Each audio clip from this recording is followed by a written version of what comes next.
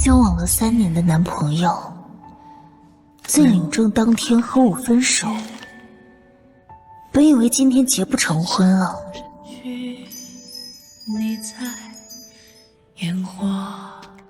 没想到这个叫傅简成的男人出现了，而我头脑一热，竟真的为了100万和他结婚了。好蓝。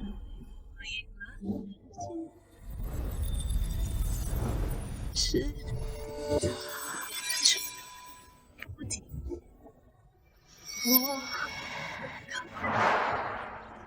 宇哲，你怎么还没到？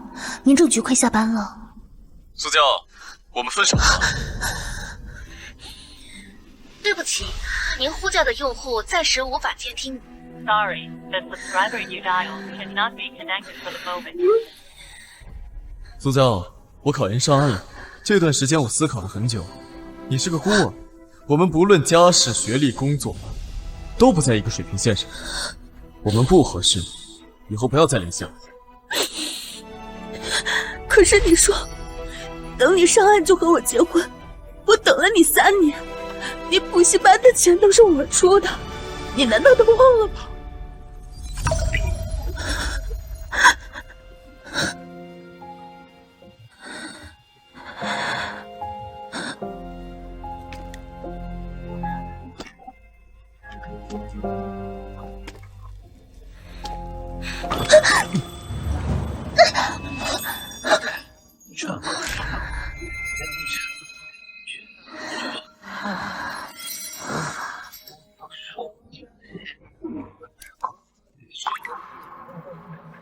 对不起，我来晚了，我们进去吧。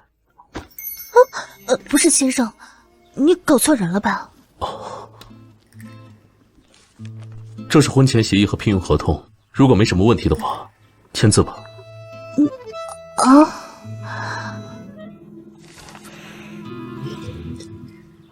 每月10万，婚期半年，只需在家人面前扮演妻子角色即可。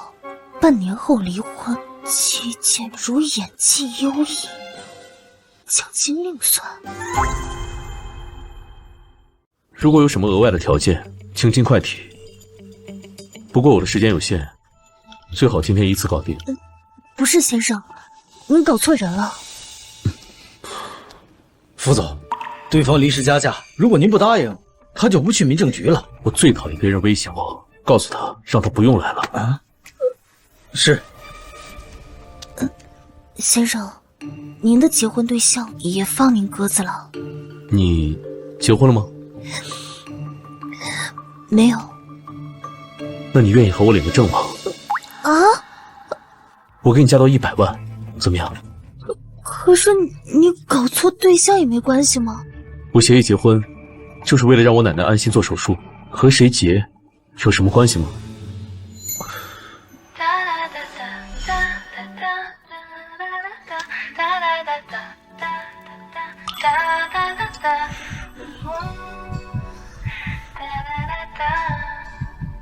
你就把我们当成雇佣关系，我花100万雇佣你扮演我的妻子，你演戏拿片酬而已，如何？走吧。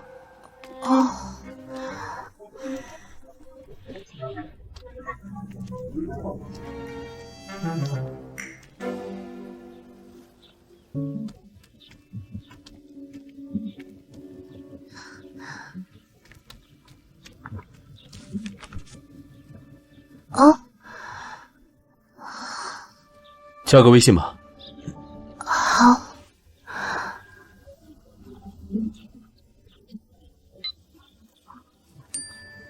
这是这个月工资10万。谢谢老板。这个周末需要你配合我去老宅见一下我的家人，在这之前，我得先带你去个地方。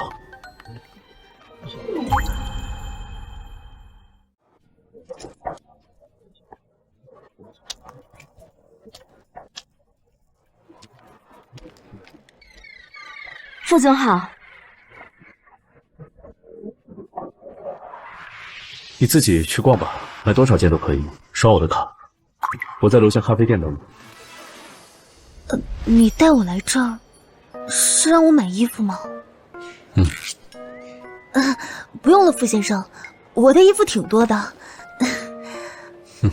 你现在是傅太太，不买些像样的衣服，被我爸妈看见，会觉得我亏待你的。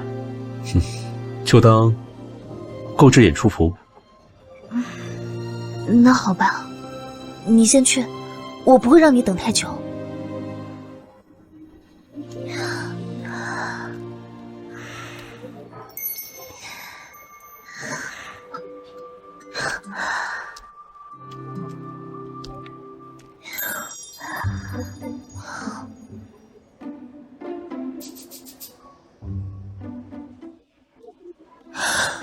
一件衣服好几万，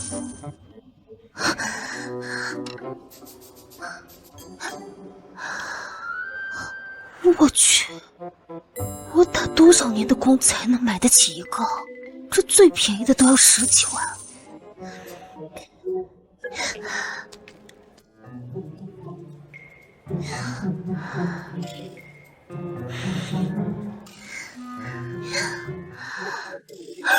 我去，这包几百万，简直疯了！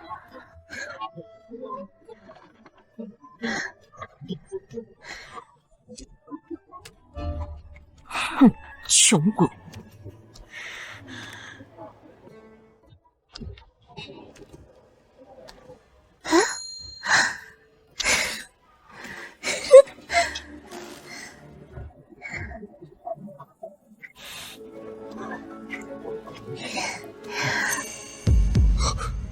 苏娇，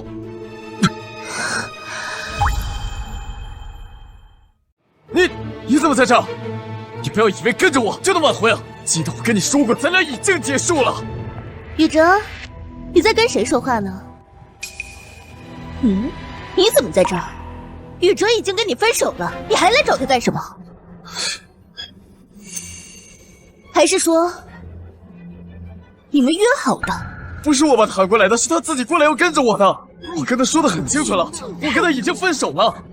我现在爱的人是你啊，浅浅。苏小姐，请你有点自知之明。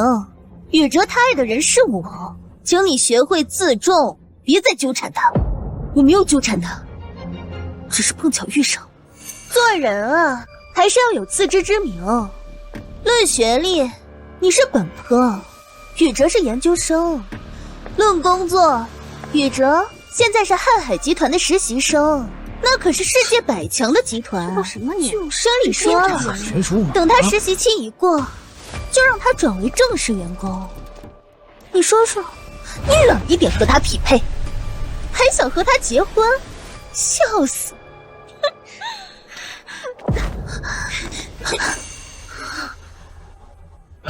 芊芊啊，晚上还有课，要不咱先回去吧？不急，既然今天见到他，你就当着我的面和他说清楚，免得他再纠缠你。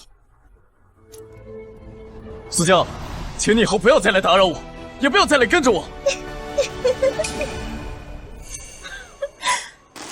哟，这不是离奇打折的面包吗？我刚才听售货员讲了，今天可要早点吃，别吃坏了肚子赖超市。不是让你乖乖等我吗？怎么跑这儿来了？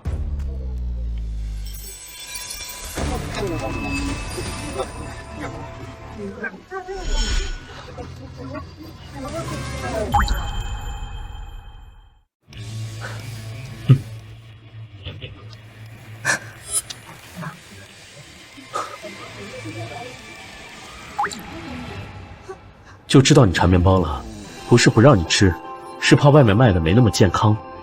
我请了个甜点师，以后专门给你做甜点，你想吃什么就和他说。你是谁啊？你和苏娇是什么关系啊？她丈夫。什么？刚刚唯爱的珠宝设计师给我打了电话，说给你设计的项链还有戒指都已经出图了，我们待会儿顺路过去看看。唯爱珠宝，那可是明星红毯上戴的珠宝品牌，我们普通人买都买不起。是啊，更何况还是设计师亲自设计的。这个男人看起来就自带贵气，从头到脚穿的都是我们普通人买不起的衣服。这么有钱的男人，居然会和苏娇在一起，这怎么可能？苏娇，你居然这么快就结婚了？你们什么时候开始谈的？我知道了，你是在咱俩谈恋爱的时候偷偷摸摸给他搞到一块儿的吧？行啊，苏娇，你居然敢背叛我！真看不出来，原来是出轨了。明明是你先劈腿，你还在这倒打一耙。我是跟你分手之后才跟他在一起的。你放屁，我才不信呢！难道你们是从民政局门口刚认识的吗？你们早就偷偷摸摸搞在一块儿了。给我戴绿帽子，你还有理了你啊！我没有。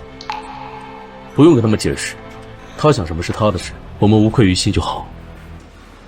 还有，你们两个大学生怎么这么没有素质？买临期产品花你俩的钱了，他靠自己努力挣的钱，跟你们两个有什么关系？哼，做自己就好，不必在意别人的眼光。啊！这位先生，请你自重，不要骚扰别人的妻子。你们给我戴绿帽子，我凭什么就这么算了？哥们儿，你是哪个公司的？找你领导好好聊一聊。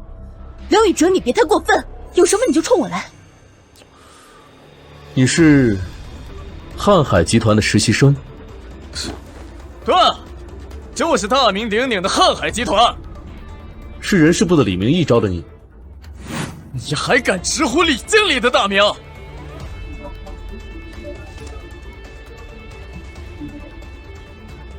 李明义，新来的实习生梁宇哲是你招的，以后招人不要只看学历，要多做背调。像这种上岸先斩意中人的渣男，会影响集团的声誉。切，少在这装模作样的，打电话嫁我人谁不会啊？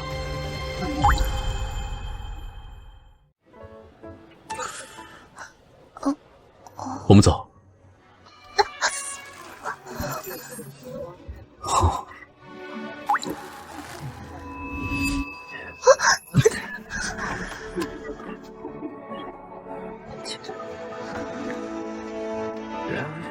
这也太帅了，还有一爆红啊！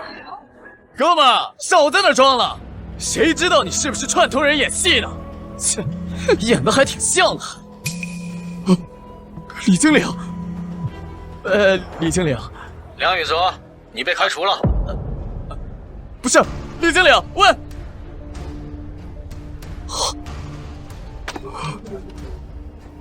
我被解雇了。这个男人到底是什么身份？你就这么在乎他绿没绿你？分手！姐姐，姐姐！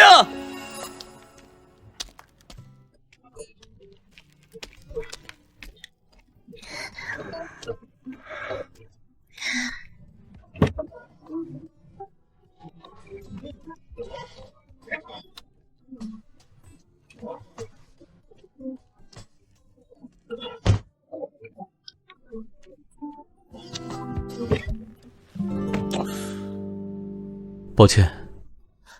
怎么会呢？你都是为了帮我。傅先生，我们快走吧。急什么？万一梁宇哲知道你是吓唬他，会追上来的吧？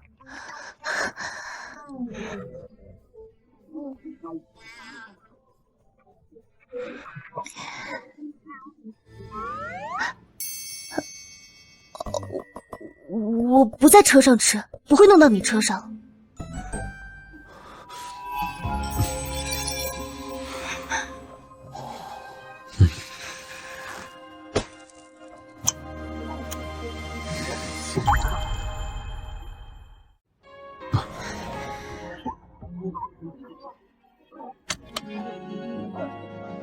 安全带。你在车上吃什么都可以。你一件衣服都没买。傅先生，那些衣服真的太贵了，我觉得没有必要。行，周末司机会去接你，到时见。好的，老板。见我家人的时候，可别再叫我老板。收到。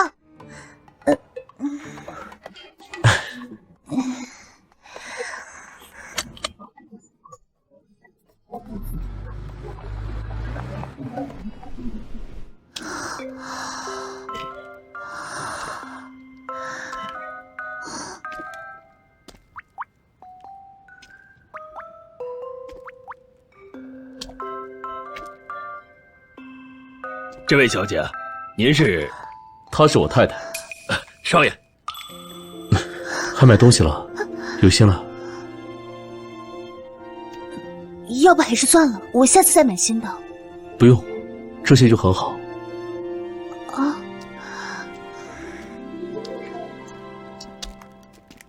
奶奶、爸妈，我把人带回来了。奶奶、爸妈，你们好，我是苏娇。果然，以傅景城这样的家世、长相，他的家人怎么可能会看上我这样的女孩呢？傅先生，看来这戏我是演不下去了。哎呀，你这孩子，来就来了，怎么还带这么多东西？哎，快坐。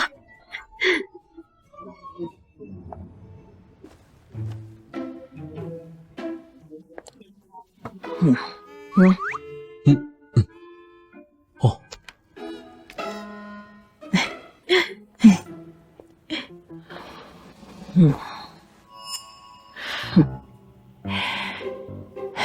你看起来还是个孩子，成年了吗？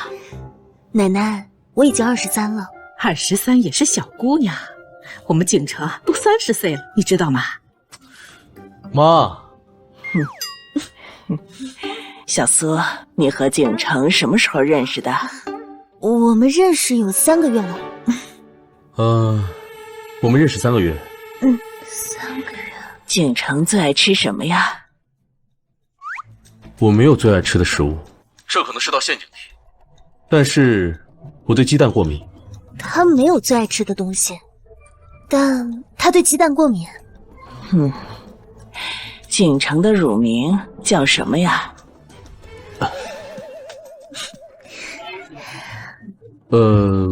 我小名叫毛蛋。毛蛋，苏娇，你是不是在笑？没有啊，毛蛋。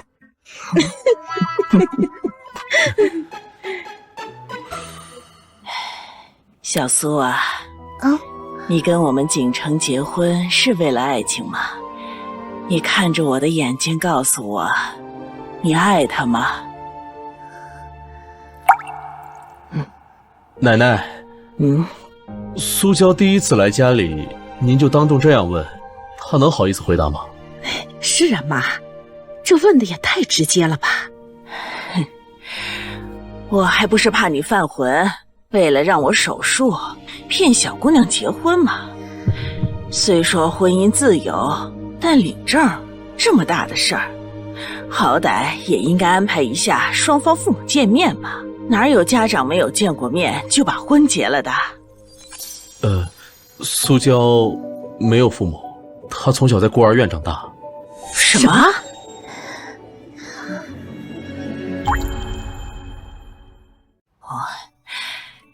这也没什么。你嫁给了景城以后，景城的爸妈就是你爸妈，我就是你的亲奶奶。他要是敢欺负你，我绝对饶不了他。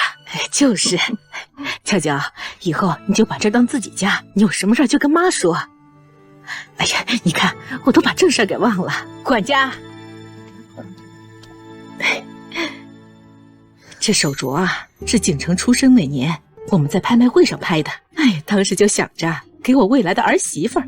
没想到一晃就30年了，还好把你盼来了。来，戴上。我不能要呀！妈给你就拿着。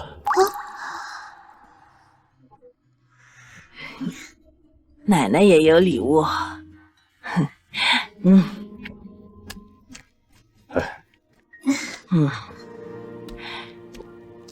这卡里有500万，是给你的彩礼。这套房子，明天我让律师联系你，过户到你的名下。不行，这些我绝对不能收。没什么，这是我们傅家娶媳妇儿的标配。奶奶，我真的不能要。我跟景城都说好了，我们自由恋爱，不收彩礼。我也没有嫁妆，我很高兴您和爸妈对我的认可，但是这个房和卡，我绝对不能收。这结婚不给彩礼是你提的吗？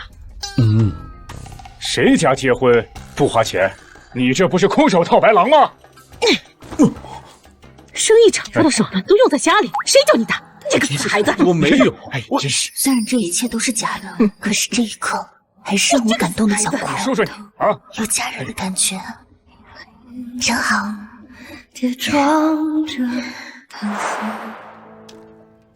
奶奶，之前您答应我说，只要我结婚，您就去做手术。医院我已经安排好了，明天就可以入院做术前检查，后天就可以直接手术了。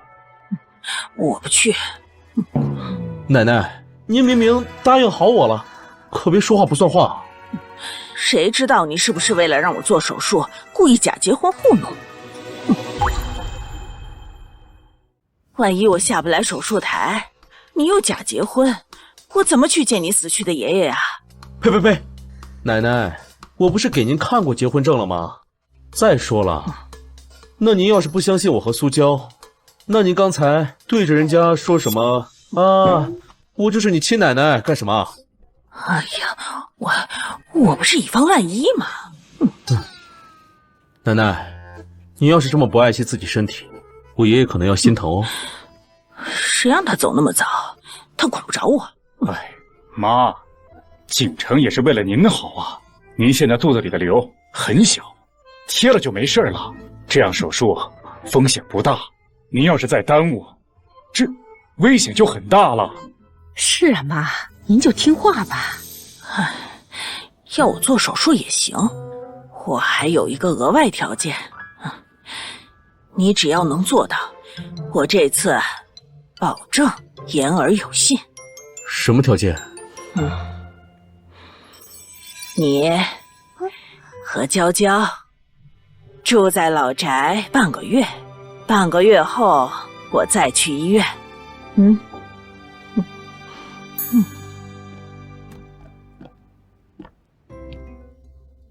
苏小姐，事情的发展超出了我的预期，但你都清楚，我绝对不会有不轨之举。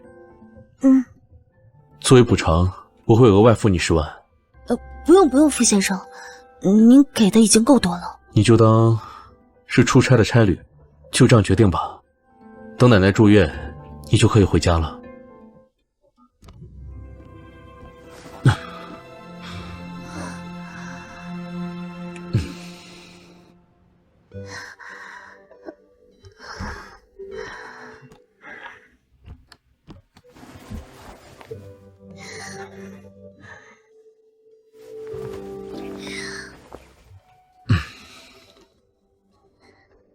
你要不一起睡吧？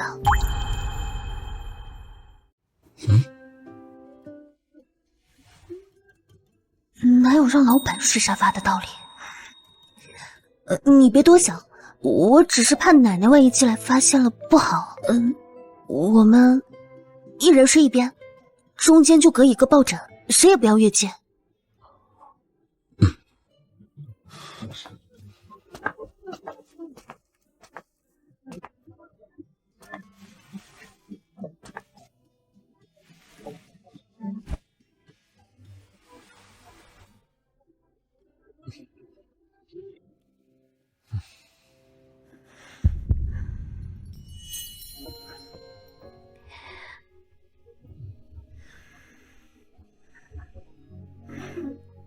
1只羊，2只羊，3只羊。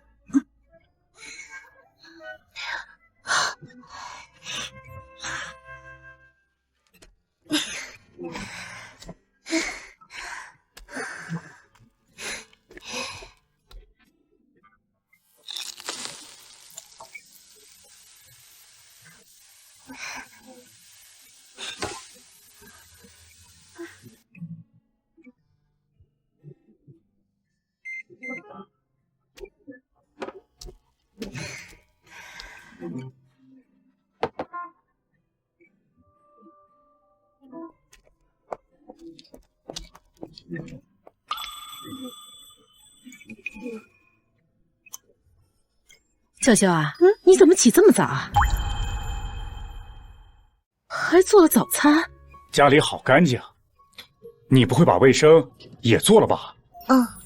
地我都拖过了，你们来吃早餐吧。娇娇啊，你不用做这些的，阿姨每天早上8点半就来打扫卫生，然后做早餐。哎，是啊，你妈妈还说你们年轻人爱睡懒觉，让你多睡会儿，准备给阿姨打电话，让他们来晚一些。嘿，没想到你都把这些事儿都干完了。哎，傅锦城，给我过来！你这个臭小子，你怎么回事？我们傅家的家训，你都忘了吗？家训是什么？娶媳妇儿是为了宠的，不是受苦受累伺候你的。咋做的呀？你这……我做什么了？一看你就是平时没少欺负和使唤娇娇，他才会做这些事儿，做得这么自然。要是我再知道你这么欺负我儿媳妇儿，别怪我把你赶出这个家。不是这样的，景城他没有让我做过这些，我只是觉得奶奶和爸妈对我都太好，我想回馈给你们。可是我除了做家务，好像也不太会别的。娇娇啊，以后咱不做这个，家里除了阿姨，现在也有家务机器人了。我跟你爸爸订了几台，马上就要到货了。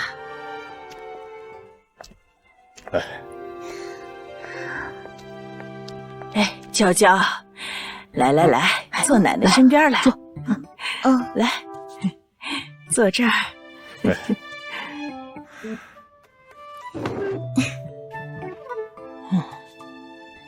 娇娇，来吃鸡蛋。谢谢奶奶。那你怎么回事？只照顾你自己，快给娇娇倒牛奶。不用了。赶紧坐下吧，还想看我挨骂吗？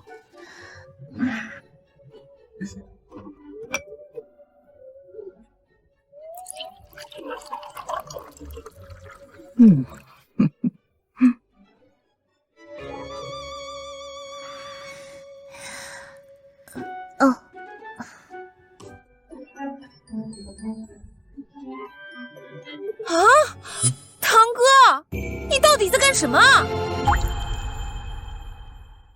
我怎么了？哥，你怎么能伺候别人呢？奶奶，我哥可是您的长孙啊，你怎么能不管管他呢？您怎么让他伺候一个不知从哪里来的小丫头？那怎么了？咱们傅家的祖训，从你爷爷起就是老婆为大。老婆？你是说他就是我哥的闪婚对象？娇娇啊，她是景城的堂妹一田，她爸妈常年在国外，她在国内上学，从小就在我们家长大的，跟着我们就像亲闺女儿一样。一田你好。快叫嫂子。她真是我嫂子？当然了，别咋咋呼呼的，快叫人。我才不叫呢！我严重怀疑这个女人肯定是用了什么特殊手段勾引了堂哥。你们好好看看，她从上到下哪里配得上我哥？一田，你胡说什么啊？你看她年纪这么小，说不定还是个学生，穿的这么老土，家庭条件肯定是不行。她一定是看上我哥的钱了，所以使了什么手段，逼我哥不得不娶她。傅一田，哎呀，都怪我们平时把你宠得无法无天，你真的是一点家教都没有。快给你大嫂赔礼道歉。我才不道歉呢，她这种人我可见多了，我是不会被她骗的。一田，你大嫂第一次进门，你不买礼物也就算了，还在这胡说。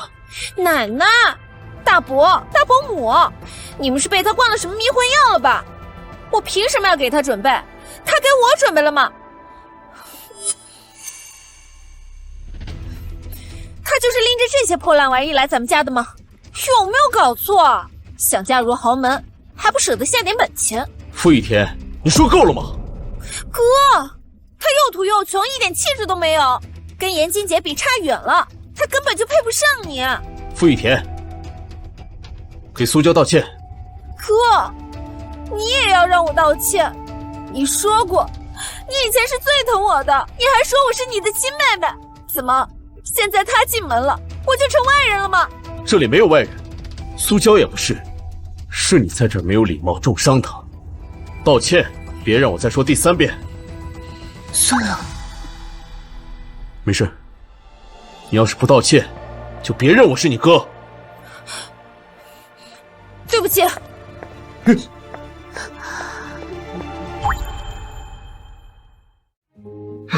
哎，坐，快坐坐坐。娇娇，你别往心里去。一田被我们宠坏了，不过他这个人是直肠子，没坏心眼儿啊。娇娇，今天让你受委屈了，等他回来，我会好好批评他的。没事，没关系的，不用批评他。不过他这样跑出去，真的没关系吗？他大学还没毕业，只有周末时候才回老宅，估计回学校去了吧，不用管他。不过有一点啊，都怪景城，自己穿的花枝招展的，也不知道给媳妇儿买些像样的衣服和首饰，这么抠啊，随谁呀？真的是。这肯定不是我，老婆，你知道的，我的钱都在你那儿。什么叫你的钱啊？哎呦，你看看，都是我说错了，都是你的。其实不是，景城呢，他对我很好，只是我自己穿这身习惯了。你看看娇娇多好啊，又这么疼人，又这么关心你。景城啊，你可是捡到宝了。是啊，你要好好珍惜。好。娇娇。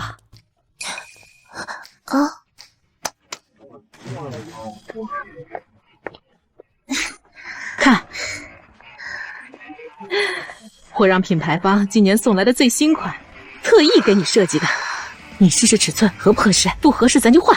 不用了妈，这些都太贵了，要不您还是退了吧。哎呀，不贵，你是不是觉得我眼光不好，挑的不好看啊？不是，我不是这个意思。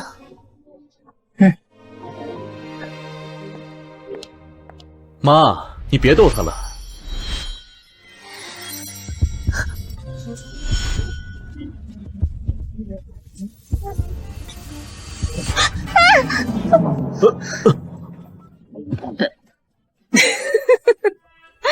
你们都领证了，还那么害羞啊？做夫妻做成你们这样，还是头回见。妈，苏娇性格就这样。好了，我明天还要上班，您早点休息，赶紧睡觉去吧。哎，好。哎，你们好好休息，我不打扰。我啊，就想早日抱上大孙子，加油，加油！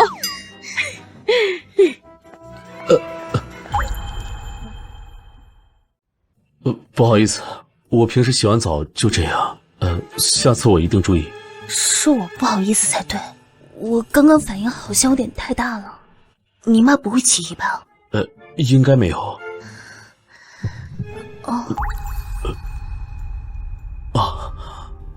上床休息吧。好。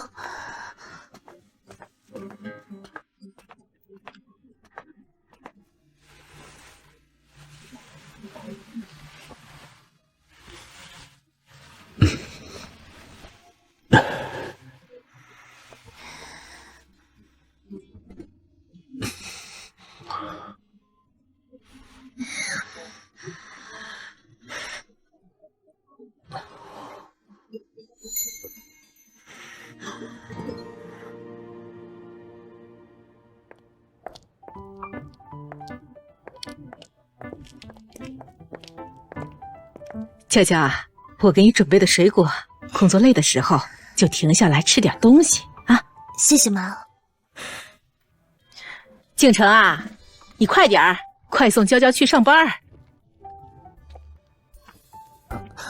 不用了，我自己坐地铁就可以了。景城他自己也要上班，别让他迟到。没关系的，反正他迟到了，也没人敢管他。妈，我们先走了。慢点儿，注意安全。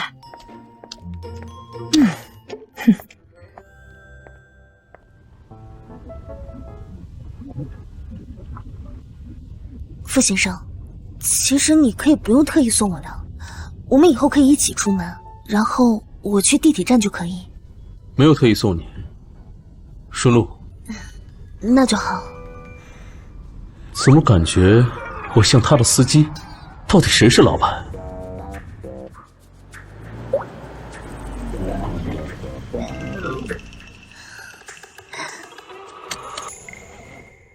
你几点下班？6点。下班在这里等我，我接你。不用了。我们不一起回家的话，爸妈会怀疑的。那好吧，不用谢我，你这样让我感觉很像滴滴师傅。哦。晚上等我。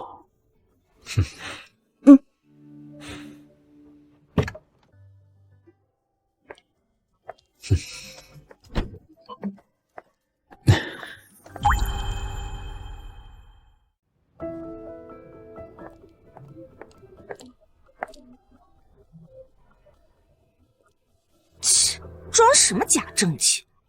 哼！走，午饭时间到了，走，吃饭吃饭。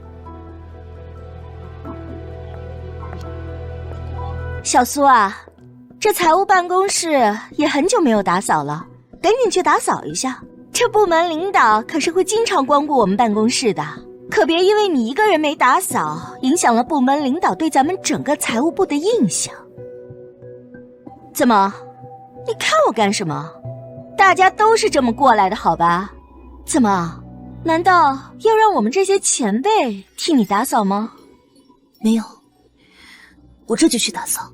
哎，这就对了，年轻人就是应该多干点活。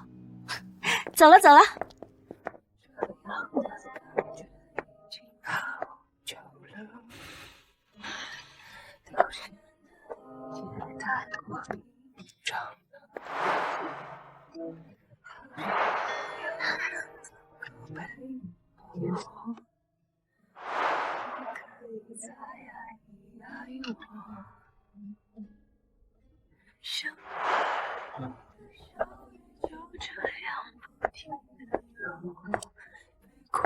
海里找不到出口。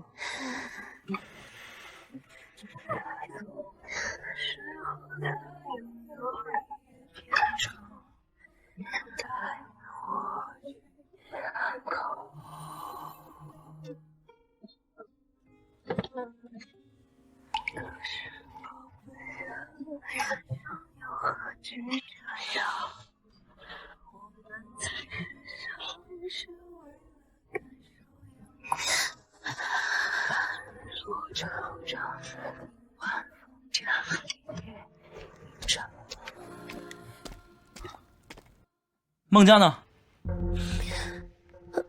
总经理，他应该去吃饭了。您找他有事吗？我需要皓月项目的应收应付数据，还有上个月报表。他大概多久能回来？应该1个小时吧。这么久？您现在着急要吗？对，我可以发给您。你也有？现在发吧。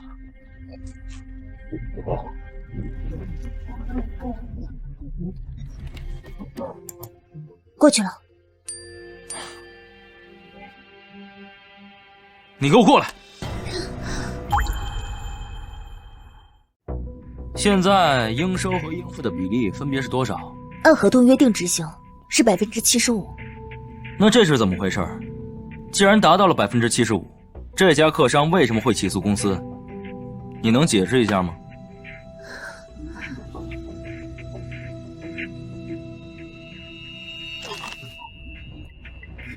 司总，具体情况我不清楚，但是按照账单上的金额来看，这家客商的付款比例确实达到了合同约定的付款比例。哼，所以你的意思是，账面数有可能是假的？换句话说，是孟家用来糊弄我的？司总，我不是这个意思，具体的情况我真的不清楚。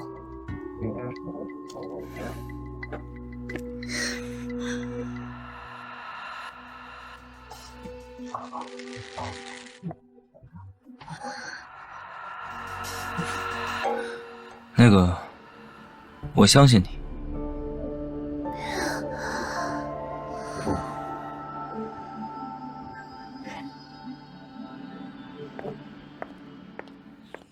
你看，没想到他这么听话啊！哎，你就说吧，他真的挺干净的，简直毫无主见。就是。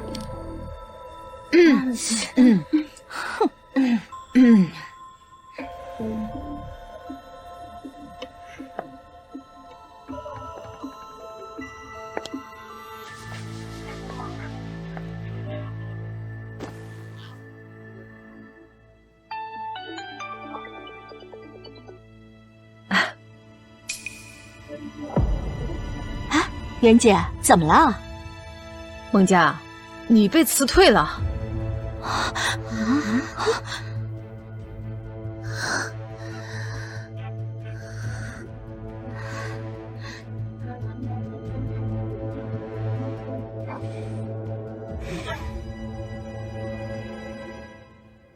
孟佳因为向客户索要好处费不成，造假财务数据，从而对客商付款比例不足，导致公司被起诉。现在我已经将他开除，但是皓月的项目正处于结尾阶段，后续还有很多工作需要有人负责。司总，没问题，我苏娇，这个项目后续就交给你来负责，好好干，我看好你。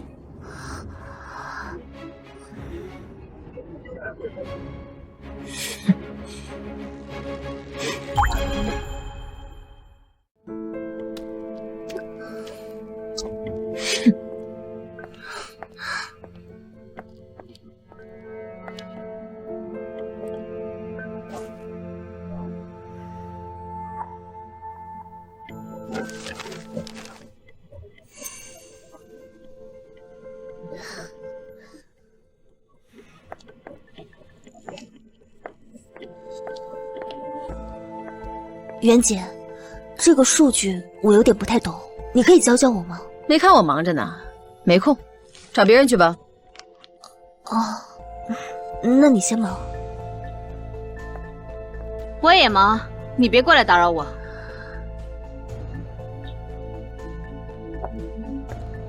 我不忙，可是我看不懂啊，帮不了你。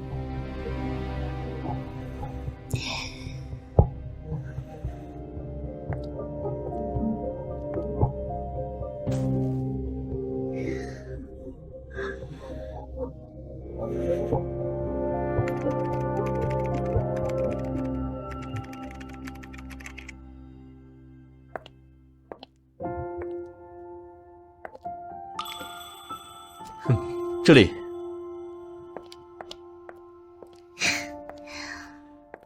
我给你打了好几个电话，怎么都没接？啊，我没注意看。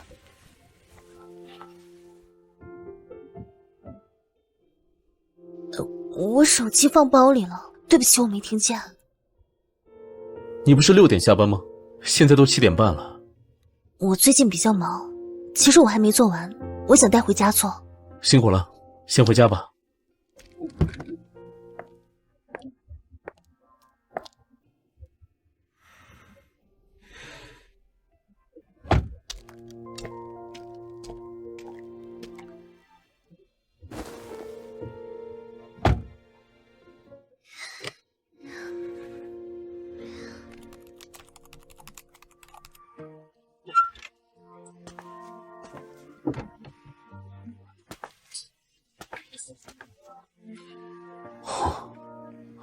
11点了，还没忙完吗？哦，您不用管我，先休息吧。我是不是打扰您休息了？那我去浴室坐吧。不，去浴室太闷了，你就在这儿吧。那我去把灯关了，别影响您休息。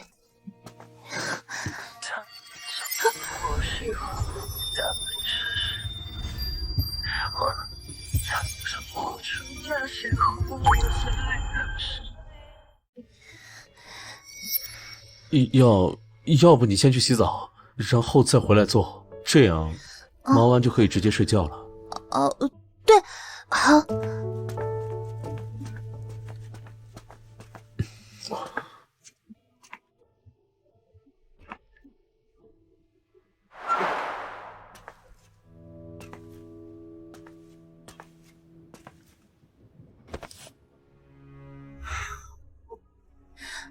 哎，居然做完了，怎么回事啊？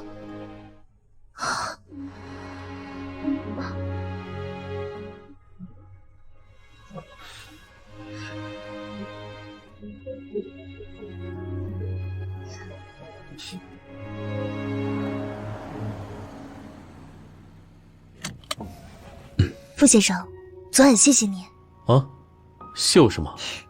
谢谢你帮我处理了剩下的工作，你真厉害，效率好高。谁说是我做的？兴许是你太累了，产生了幻觉。不可能，我记得很清楚。那就是田螺先生做的，反正不是我。我今晚要加班，一会儿我让司机来接你。谢谢傅先生。苏娇，我能给你提个意见吗？啊？以后不要老谢谢我。你见过哪个老婆对老公这么客气？主要是你太客气，我怕你这么说，他们会发现的。好，我知道了。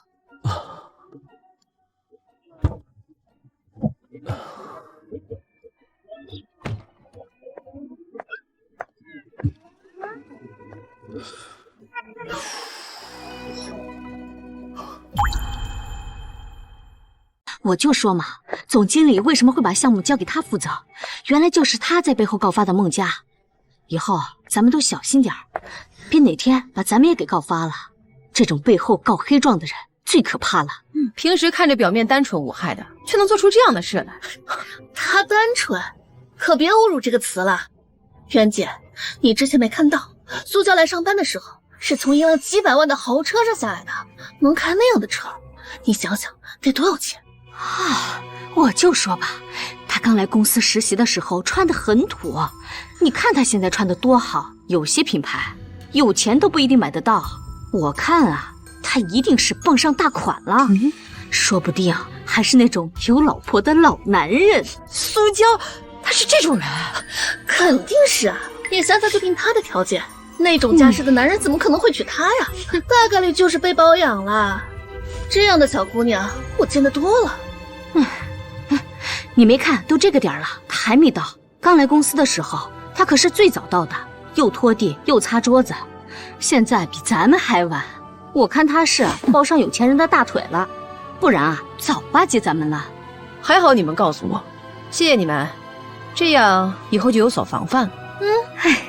咱们才是自己人，应该的。知道，我心里有数。真是没看出来，就是，居然是这样的。幸好有你们。首先，我没有举报孟家；其次，我也没有当任何人的情妇。真拿咱们当傻子呢？就是，我没有做过的事情我不会认。至于你们怎么想，随你们。装什么装？真有意思。哼。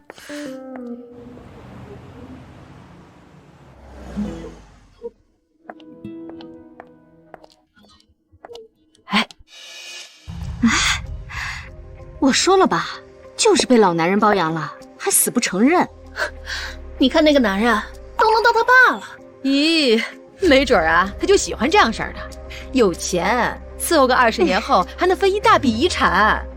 就这样，早上还好意思说没被包养？真是恶心。少奶奶，少爷今晚有应酬，可以让我来接您回家。少奶奶，请上车。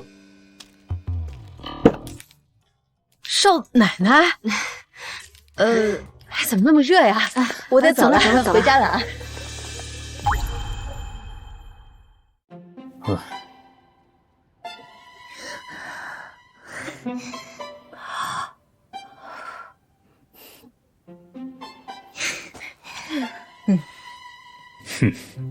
奶奶，这可都2周了，您该去医院了吧？好，好，好，我要是再不答应你，你该说我耍赖皮了。太好了，奶奶，你终于愿意去做手术了。我这可是看在你嫂子的面子，你以后啊，可得对她好一点儿。知道了，你们呀，现在就最疼她了，不疼我，她的面子最大了。奶奶都疼，你呀，就爱耍小孩子脾气。来，吃菜吃菜。谢谢大伯母，多吃点儿啊。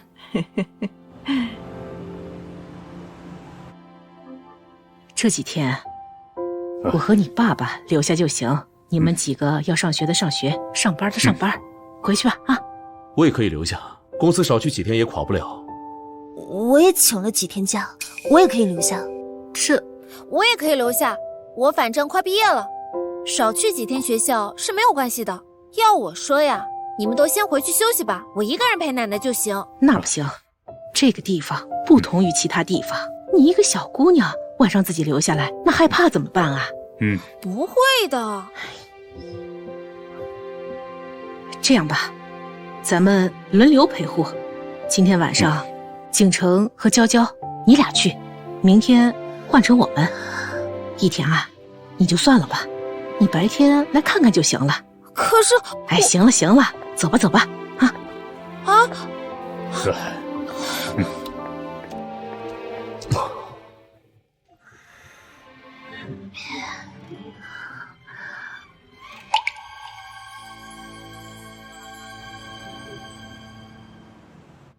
奶奶，景城在外面忙工作呢，打电话，一会儿就回来。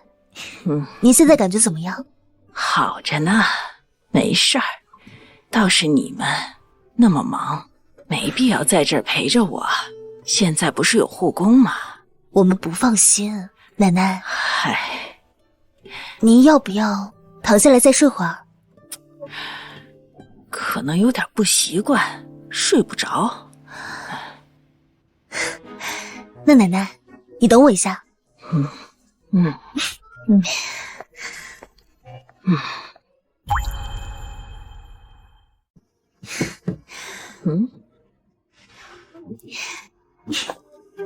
来，您先试一试水温，要是太热或者太凉的话，我再帮您兑水。不用。怎么能让你做这个呀？快起来，我自己来啊！没事的，奶奶，您对我这么好，我就只是做一点照顾您的小事而已。您不让我照顾您，我才难受呢，说明您没把我当您的亲孙女看。怎么会呢？那您就让我照顾您吧。好，来。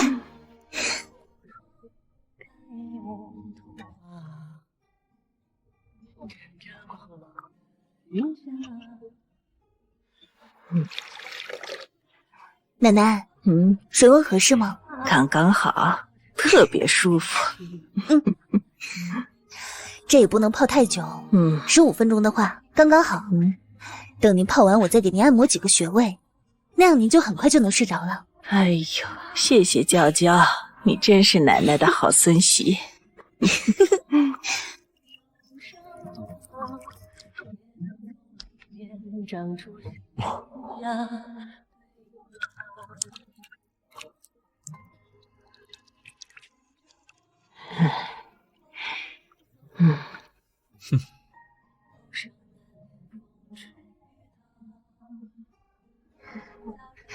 来，我扶您。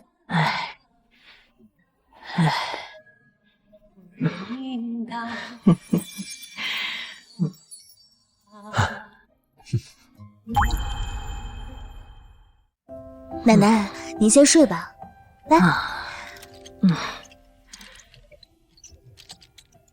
来，来。时间不早了，你们也睡吧。啊，好。你睡护士送来的这张陪护床吧。那你呢？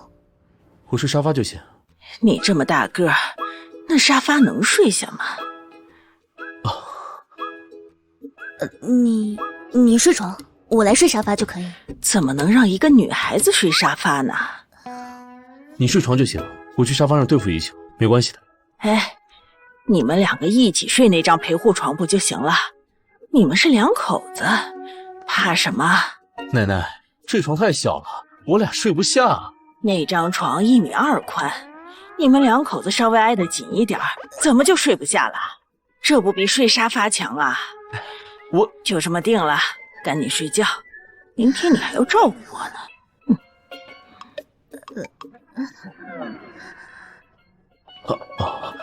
你先睡吧。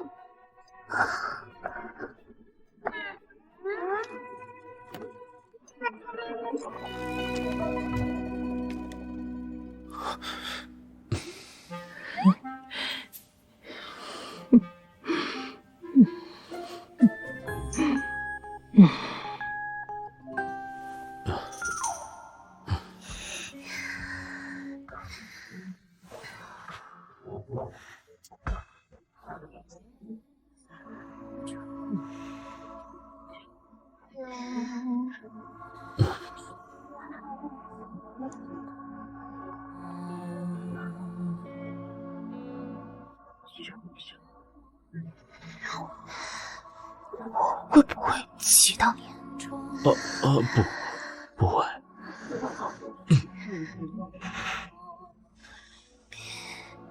欢迎组织。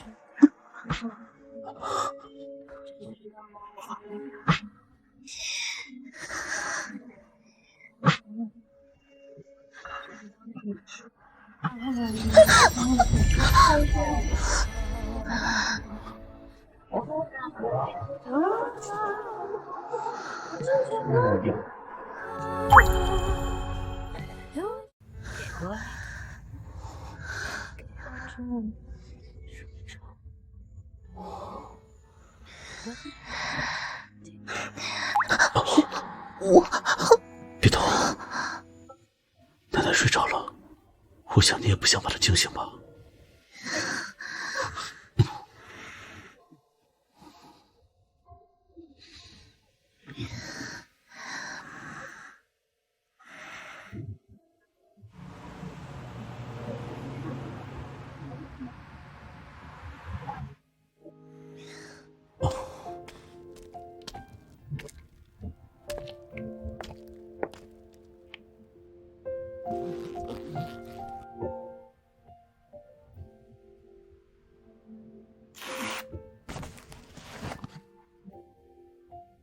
等一下帮傅奶奶采集一下尿液。奶奶，一会儿我陪你去厕所，我帮你。不用，我自己来，不用帮忙。奶奶，没关系的，人都有生病的时候，您不要有压力，也不用不好意思。奶奶，您年纪大了，还是让家属帮忙比较好。晨尿检测出来的数据最准了。您看，要是您弄洒了，那今天的检查可就做不上喽。奶奶，我去请护工吧，让他立刻过来。不用麻烦了，奶奶不喜欢陌生人，还不如我来呢。你说是吧，奶奶？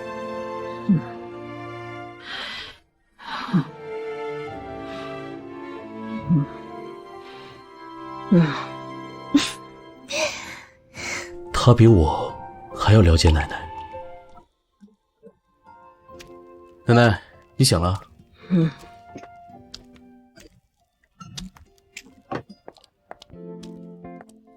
景城，我先送样本了，你陪奶奶吧。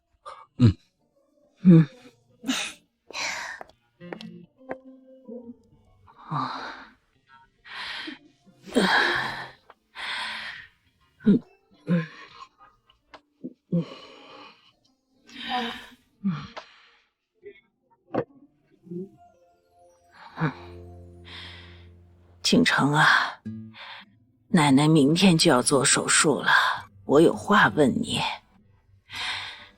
你要如实跟奶奶说。你跟我说实话，你是不是不喜欢娇娇？你娶她就是为了让我早点手术，是不是？奶奶，我对婚姻您还不了解吗？您别在这瞎扯。你不要拿这些话搪塞我，正面回答我。你要是喜欢他，怎么跟他睡一张床你都不肯？这么多天，你们两个客客气气的，哪像热恋的人？我就知道你不是真的喜欢他。唉，好在你眼光还不错，娇娇啊，真是个难得的好孩子，你一定要珍惜他。不管怎么样，你已经娶了她，你就要尽可能的待她好。两个人相处久了，总会产生感情的。啊，好，奶奶，我知道了，您就放心吧。哎呀，我还不是怕你错过这么好的女孩子吗？你比人家大7岁，人家都不嫌你大，还处处包容你，你可得好好珍惜啊！好，奶奶，我知道了。唉，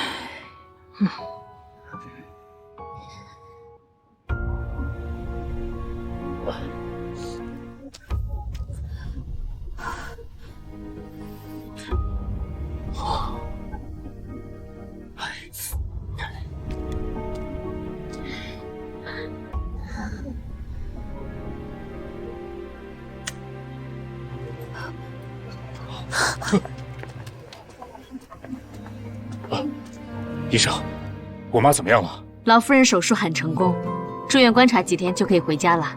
太好了！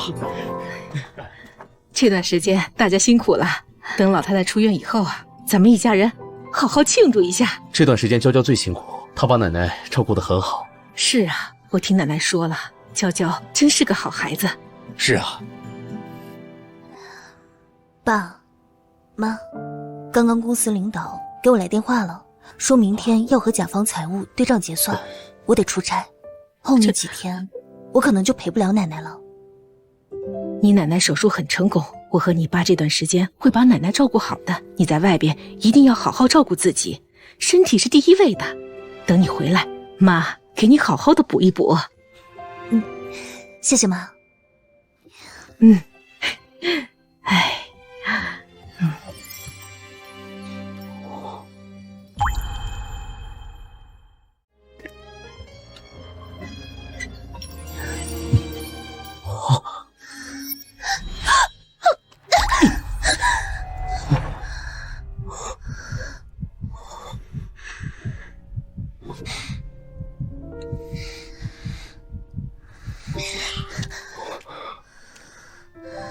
这段时间辛苦你了，谢谢你对我家人的照顾。我给你账户转了10万块钱。真的不用了，我现在就转回去给你。你又不知道我的银行账户，就算你微信转给我，我也不会点收款的。就当这段时间表现好，老板给你的奖金。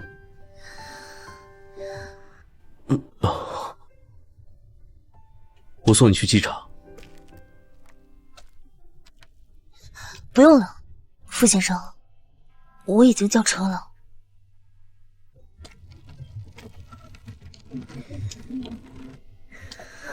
傅先生，这次出差回来之后，我想先回家了。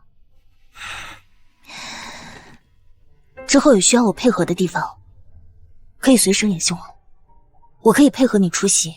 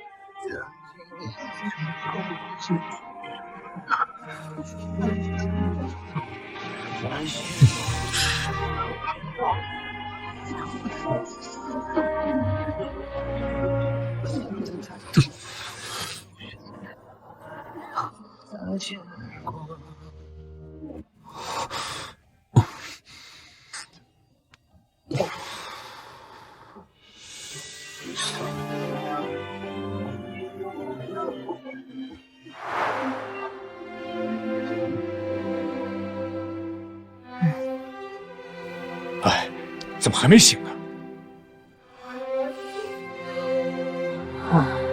妈，奶奶，奶奶，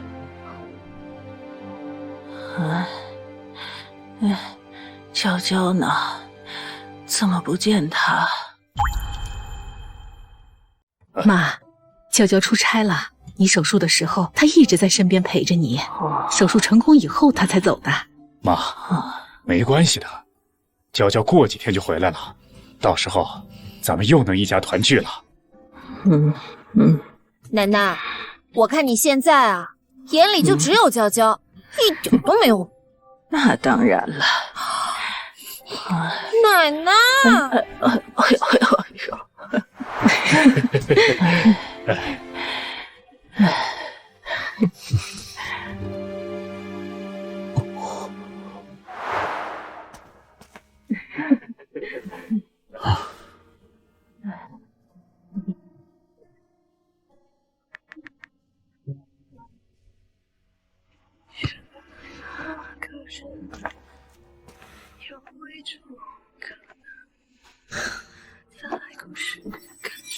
之前，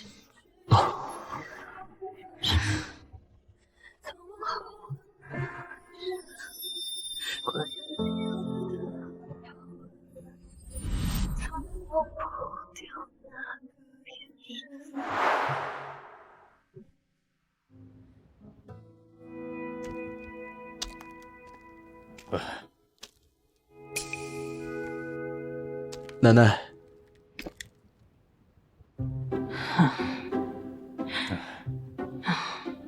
景城，说实话，你是不是和娇娇吵架了？没有啊，奶奶，我们挺好的。那他怎么出差这么久都不回来啊？他负责的项目正在结算阶段，很多事情要处理。另外，他想多学习项目的事，可能会跟着项目负责人去现场看看。他学习可以到他自己的项目工地啊，没必要跑那么远啊，多危险呐！人长得那么漂亮，要是被人盯上了，起了歹心，那怎么办啊？是啊，要我看，你赶紧去苏娇出差的地方去看看，等他处理完工作，你们一起回来。奶奶，会不会不好啊？他是去出差，又不是去旅游，我去现场，会不会对他有什么影响？有什么影响？你去了，他不懂的，你可以教教他，对他的工作也是有帮助的。景城，你要是再犹豫不决，真的被坏人盯上了，你可别后悔。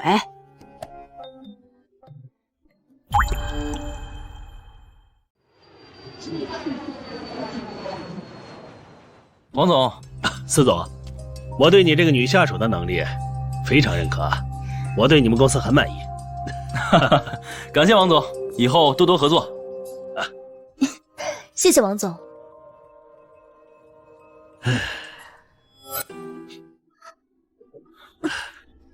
那是自然。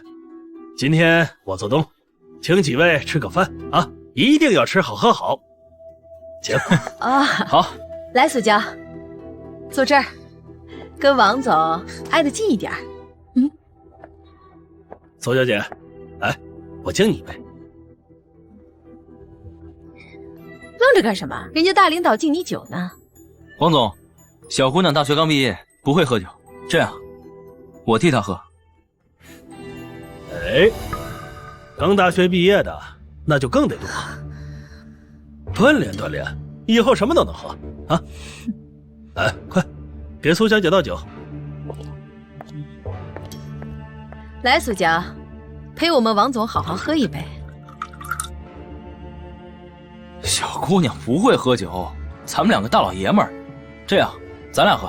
不会这点面子都不给我吧？喝几杯酒而已，又不是让他做别的，难不成是项目款刚结完，你就想过河拆桥，不给我面子？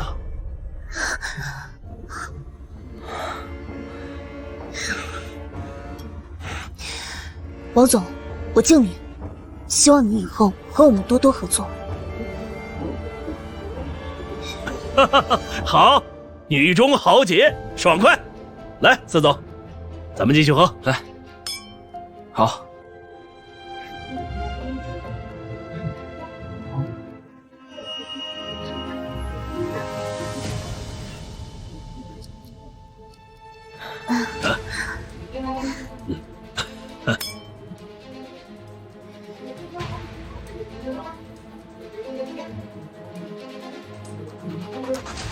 好，以后多多合作。好。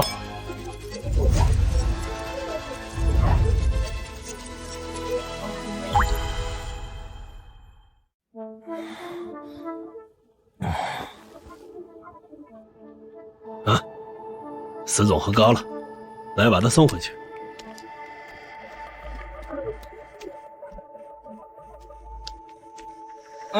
没事，我还能喝。王总，咱继续喝。我们继续。哎，司总是司总，咱们是咱们，时间还早呢，再喝一口啊！走。王总，要不我们下次再喝？我真的喝不下了。你什么意思？不给我面子呗？哎呀，王总没有，是我们苏娇呀，年纪小不懂事。您别生气。来，我们不走，继续喝。来，我敬你。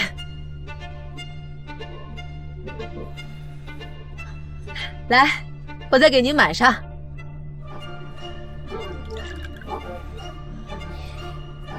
来，王总，再敬你一杯，合作愉快。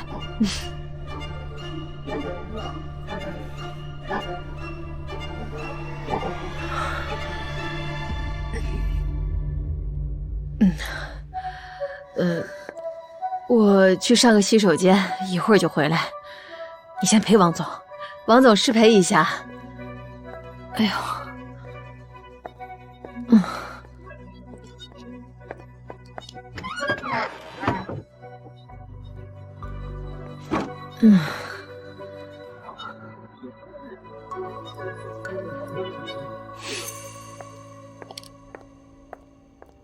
来，小姑娘，再喝一杯。王总，我喝不了，实在是喝不下了。哎呀，今天晚上一共才喝了3杯酒，我都给你数着呢，啤酒都是很低的，再来杯。哎，你别敬酒不吃吃罚酒，我告诉你，我能看上你，那是你的荣幸。外面不知道有多少小妹妹想爬我的床，那你就去找他们吧。你还想跑？放开我！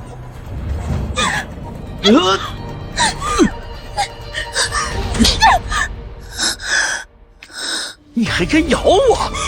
还想打我？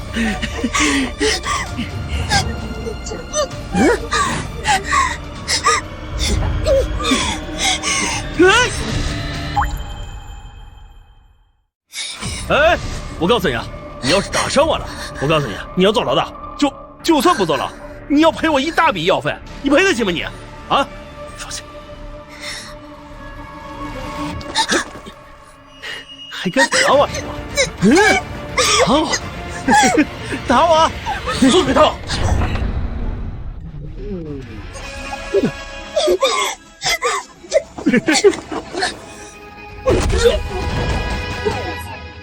啊！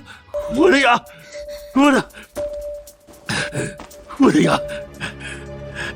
你敢打我，你死定了！苏娇，你男朋友今天打了我，我不会再跟你合作。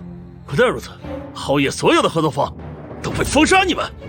是你让整个公司破产清算，到时候我看你怎么跟司总交代。想不到小小的皓月能有这么大的本事，哼，你懂个屁呀！我们皓月正在跟瀚海集团谈收购，马上我们皓月就是瀚海旗下的子品牌了。到时候，哼，我们皓月可是在整个建筑行业上都可以横着走，封杀一个小公司，算个屁！董事长，董事长，你可得给我做主啊！这个人他蛮不讲理，上来就给我一顿打，牙都给我干没了。这个女人苏娇，她是411的人，怎么现在停止他们所有的合作，封杀他们？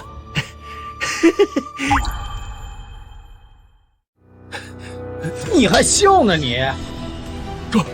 董事长，你干嘛？你打错了吧？我打的就是你，不知所谓的东西！你知不知道你得罪了什么人？你刚刚调戏的是瀚海集团总裁夫人。你说他是瀚海总裁？她是瀚海总裁的太太？她是瀚海的总裁？听董事长的意思，如果不是总裁夫人，是别的女士就可以随意骚扰。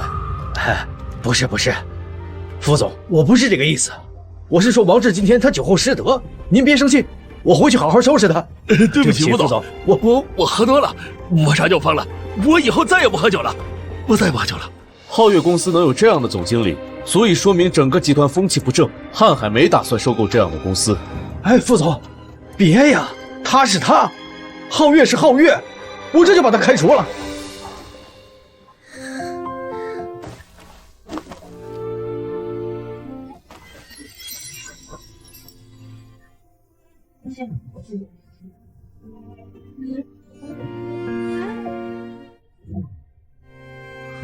他是生气我给他惹了麻烦吗？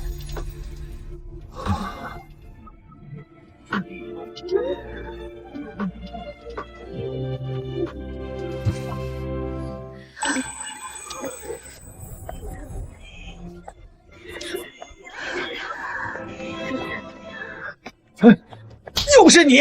我的牙，坏我的大事！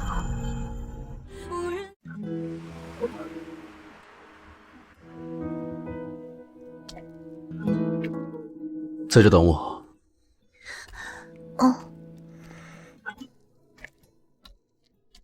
扶着。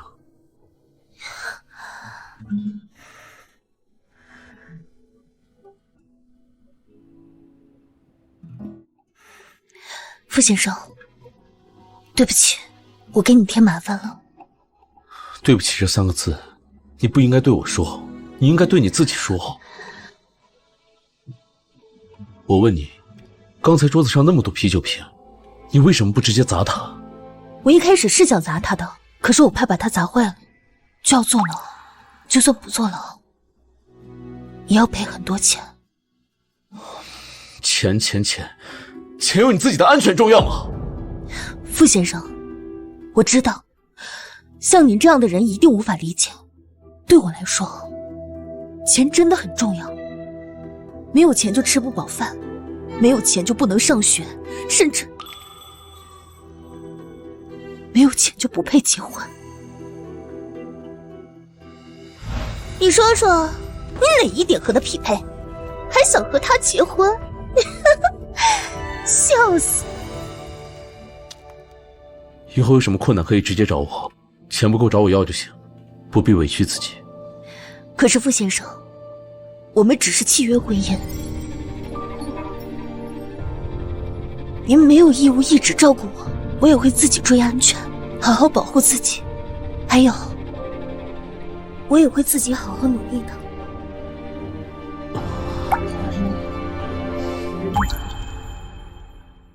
以后这种饭局还去吗？可是工作上难免会有这种饭局，难道我以后都不去吗？苏娇，以后你自己判断，觉得有学习意义的商务饭局可以去，但前提是要保护好自己的安全。就像今天只剩下你自己一个女员工的时候，你就应该立刻以身体不舒服为由离开。还有，你一个女孩子不喝酒没关系，就说自己身体过敏，只要你自己不想喝，没人能灌到你的嘴。可是如果一直拒绝领导不喝的话，会失去晋升的机会吧。如果一个公司只靠喝酒的能力来评判一个职员的标准，那他也走不长远。不如直接来我们瀚海算了。我不想靠裙带关系接瀚海，等我哪一天有足够的能力了，我会来参加瀚海的面试。好，我等着。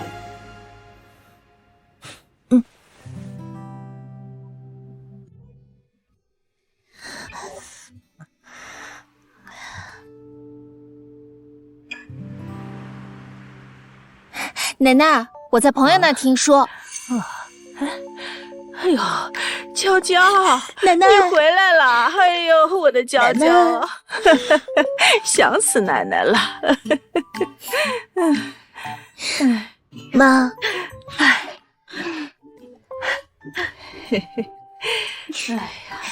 奶奶，你最近身体怎么样？奶奶身体好着呢，就是特别想你。那就好，我也想您。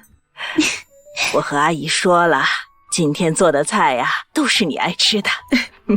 你得多吃点儿，你看你的小脸都瘦了。你们啊，上去先休息，一会儿饭做好了，叫你们下来吃啊。好。走。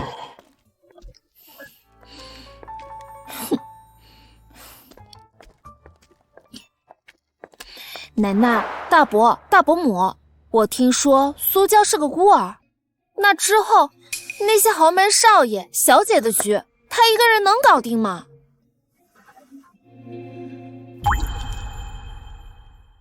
奶奶、大伯、大伯母，我听说苏娇是个孤儿，那之后那些豪门少爷、小姐的局，她一个人能搞定吗？你们看啊，苏娇她作为我哥的妻子，傅家的儿媳妇，她出门在外丢的可不是她自己的脸面，而是我们傅家的脸面呀。如果她不提升自己，那丢人的事情还在后头呢。以后呀，你们就等着被那些豪门贵妇们嘲笑吧。这个没关系，那些虚头巴脑的东西不重要，一家和和睦睦、平平安安、快快乐乐的，那多好啊！说得对。哎呀，我也不是看不起他，可是他和我哥实在是太不匹配了呀。就算不找门当户对的，那至少也要找个差不多的吧。最起码我哥把他带出去，不至于让我哥丢人。苏娇没有给我丢人。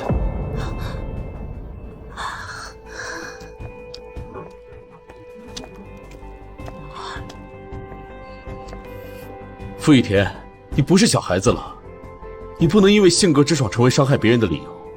多次针对娇娇，她却从未反击，不是因为她嘴笨说不过你，而是因为她大度，不想跟你一般见识，也不想因为你们的矛盾让爸爸妈妈、奶奶为难，你去变本加厉，不知悔改。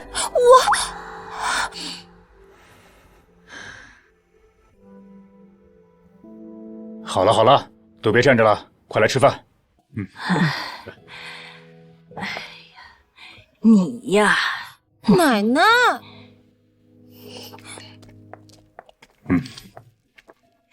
奶奶、爸妈，之前说好，奶奶手术前在老宅住，现在奶奶已经手术完了，我想先搬回去。也好，年轻人应该有自己的空间，那你经常回来看看就好。这么快就搬走吗？奶奶可舍不得你们。妈，景城的房子离老宅也不是很远，你要是想他们，随时都可以见他们。我知道你喜欢娇娇，但是年轻人有他们的生活方式，老是跟我们住在一起不方便。是啊，妈，要是他们不方便，我的大孙女儿，你的重孙女儿就跑不上了。哎呦，哎呦，娇娇，没事吧？哎，那好吧。可你们要记得回来看看我哦。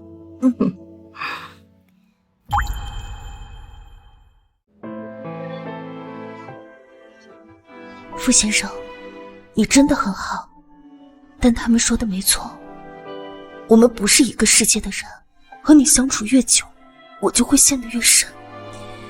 不如就到这里吧。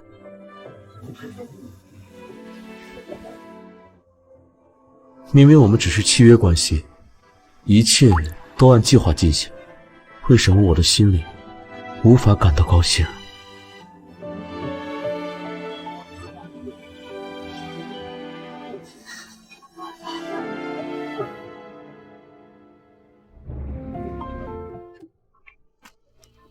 傅先生，这段时间谢谢你和家人的照顾，以后你如果有什么需要，可以随时联系我。好。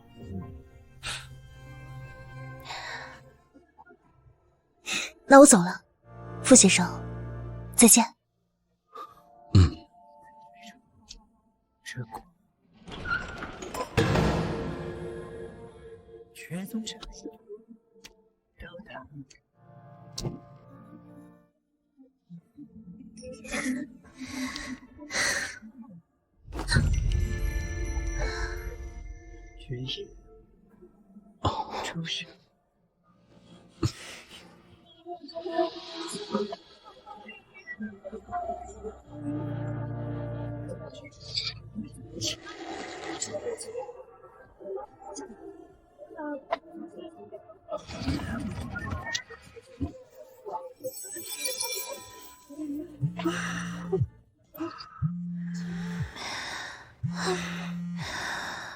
喂，俏娇，起床了吗？妈来你们家了，给你带了好吃的。这不是你们搬离家的第1个星期吗？妈想着到你们家看看，缺什么妈好给你置办。阿姨做了好多好吃的，给你们带来尝尝。喂，喂，喂，妈，喂，我听不太清啊，你说什么？喂，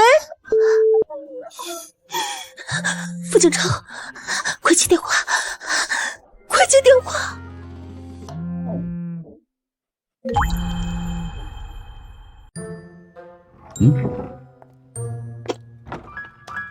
妈，你怎么来了？我怎么就不能来啊？你以为我是来看你的？我是来看我的宝贝儿媳妇的。哎，娇娇呢？她加班去了。哎呀，这么辛苦啊！这样，中午啊不做饭了，你开车带着到公司去，等到差不多中午的时候啊，陪她一块儿吃饭。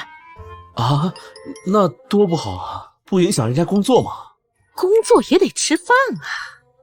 嗨，妈，他楼下全都是快餐店。哎呀，你这孩子怎么回事？你老婆加班这么辛苦，你让她买点快餐啊？你比她大7岁，都不知道疼人。哎呀，白长这么大。走，别磨叽了。好。这咋回事啊？你这是？你怎么一直不想让我见娇娇啊？你俩吵架了？没有。没有，你扭扭捏捏的干什么呀？是不是有事儿瞒着我啊？真没有。哎，娇娇，快接！大免提啊！我听听咋回事。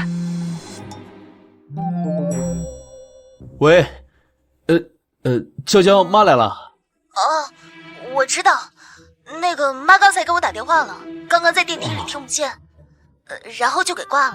哦，是这样，没事，一会儿去公司找你。忙完了吗？哦，我这快了。啊，先这样啊。哎，那走吧。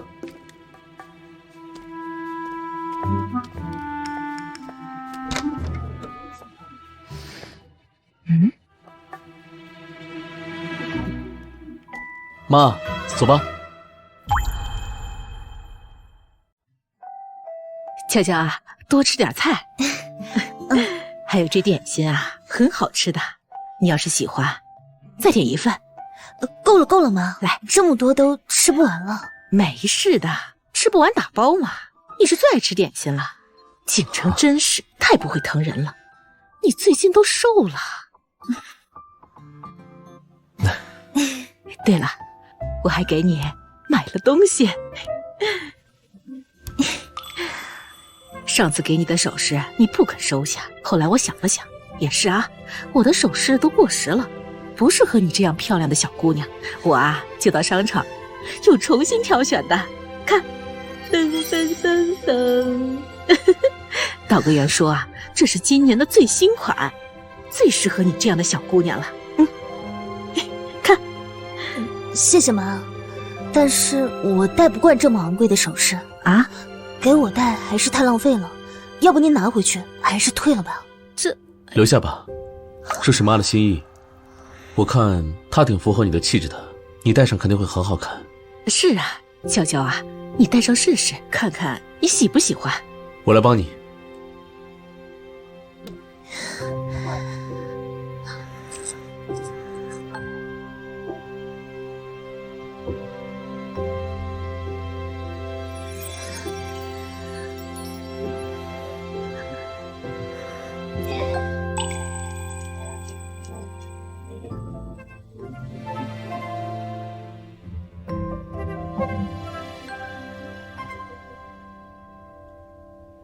太好看了，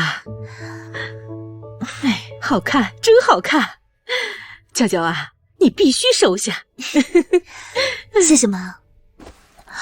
妈啊，我等会儿跟娇娇还去约会，你也去吗？我不去，你们好好约会。哦，对了，冰箱里啊，那菜都是熟食，你记得给它热熟了吃啊。好。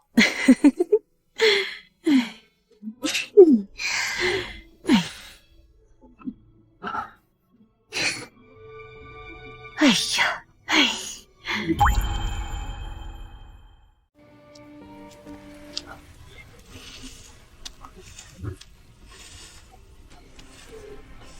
今天辛苦了。这是我应该做的。怎么了？我想把项链还给你。不用了，你带着吧。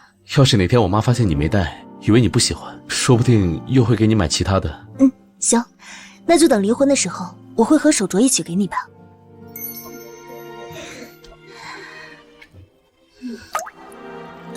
傅先生，你还不回家吗？晚上吃的有点咸，能去你家喝杯水吗？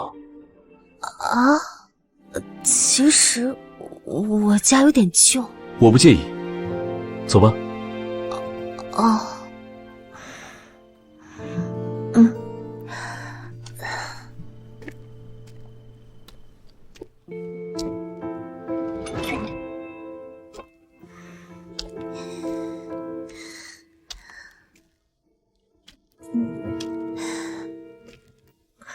不好意思啊，我家有点旧。我刚才上来的时候发现楼梯里面没有监控，你的锁也是老款的小锁，小偷很容易打开，这里不太安全，我帮你换个安全一点的住处。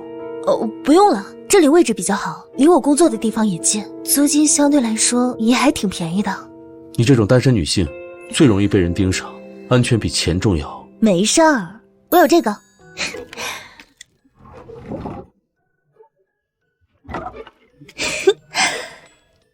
还有那个，每天晚上睡觉的时候，我就会把盆放在门把手上，只要有人敲门，盆就会掉下来，声音很大，邻居都能听到，就算他们没有听见，也会把我惊醒。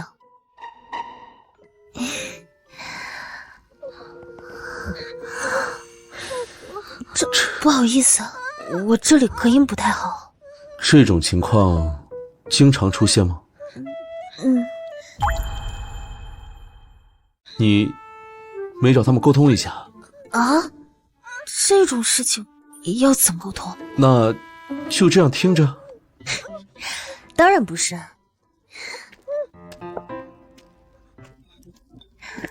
我每天晚上回来都会戴耳机听网课、看电影，这样就不怎么能听得到了。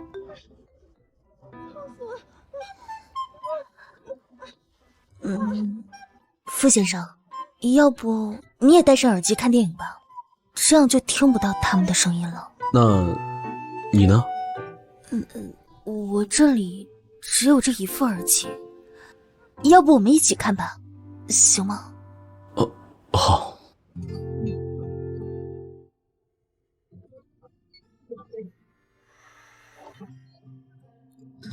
我也不想听那种声音。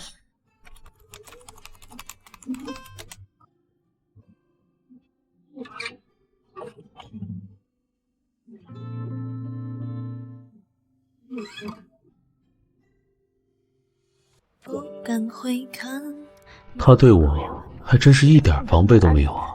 我为什么刚才在楼下不坚持不让他上楼呢？现在这局面，我简直想找条地缝钻进去。试探说晚安的空泛心酸。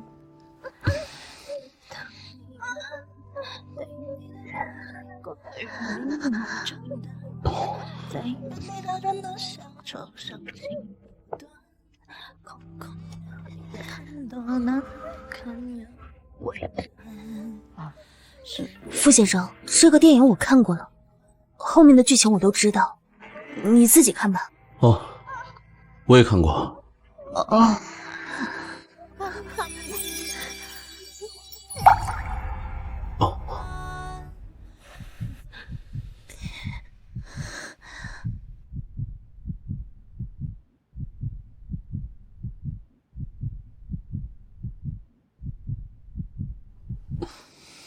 你纵容着一环的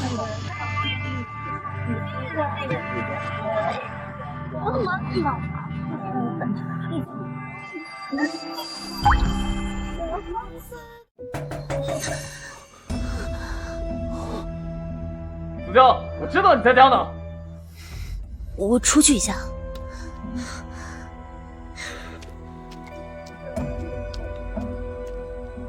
子娇。苏娇，苏娇，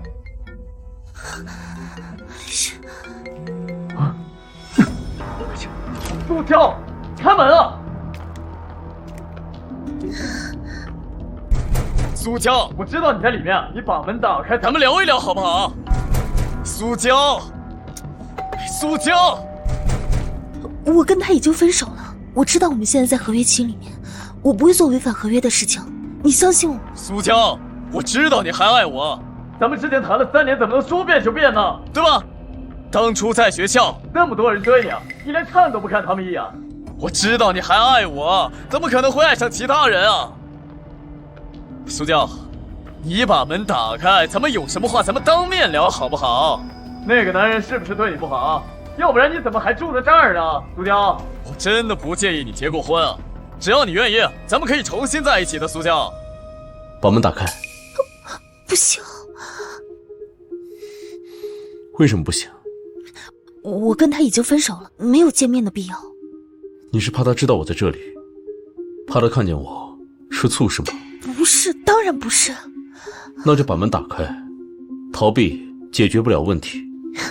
他这个人很执拗，我要是去开门，他可能以为我对他还有感情，还会继续纠缠我。你是不想跟他纠缠不清？我当然不想。有人说，好的前任就应该像死掉了一样。没事别出来炸事，我也这么觉得。那我帮你彻底摆脱他，怎么样？如果他真的能做到，那也未尝不是件好事。谢谢你，傅先生。不客气。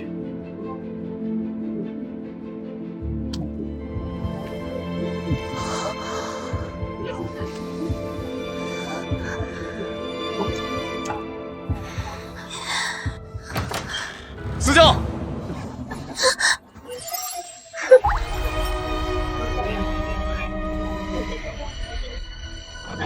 苏娇，苏娇，你，你还想他继续纠缠你吗？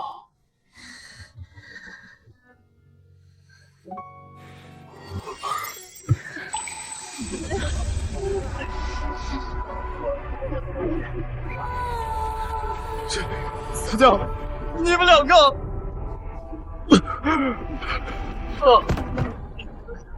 哎，先生，先生，你怎么了？先生，先生，我送你去医院。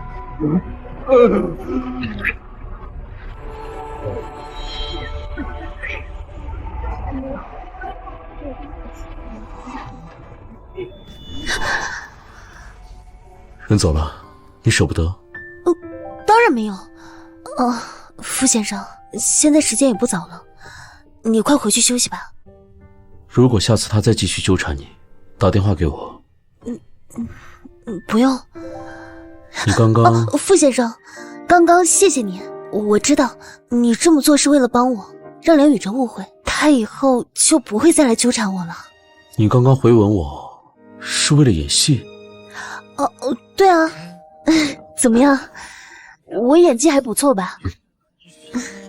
傅先生，时候不早了，我也不送你了。再见。哎呀。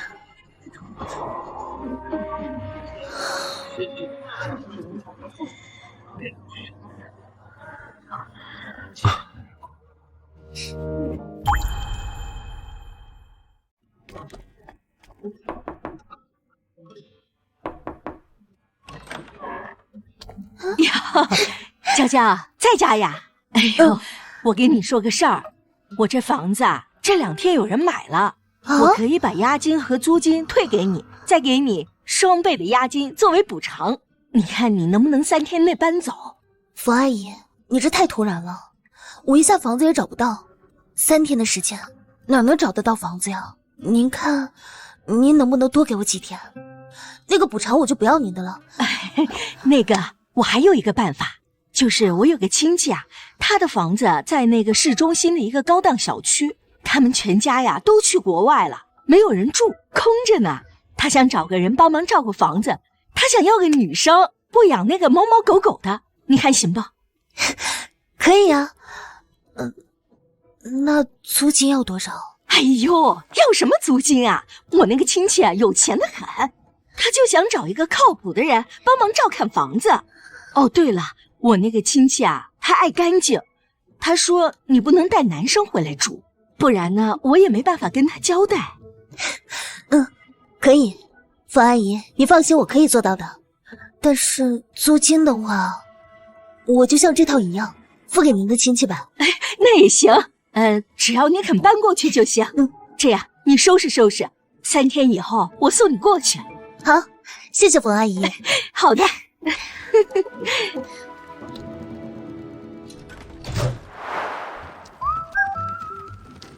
你看这个小区好吧？我跟你说啊，普通人呐，他挣一辈子的钱，他也买不起这么高档的小区。你现在能住进来，那是你的福气啊，你要好好珍惜啊。冯阿姨，我给你那点房租恐怕不够，要不还是算了吧。别呀，我家亲戚不差钱，他就想找一个能帮他照看房子的。走吧。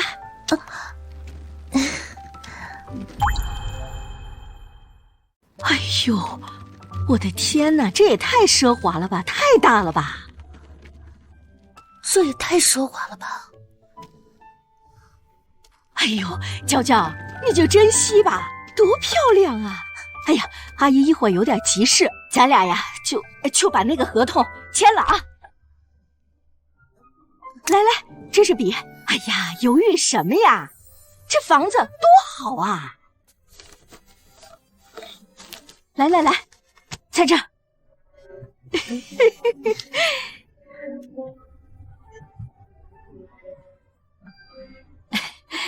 来，按个手印儿。得嘞，好嘞，这是房卡，这是钥匙啊，2个都能开，你自己收好啊。那我就走了啊。谢谢冯阿姨。哎呀，不谢不谢。哎呦喂，这真漂亮！哎，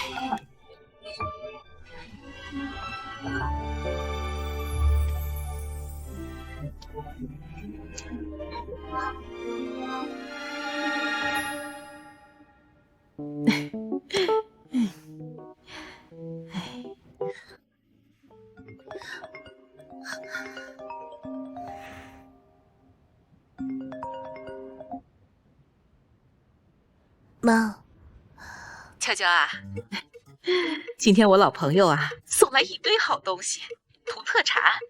妈今天晚上想到你家，给你们送过去。妈，我现在不在家呢。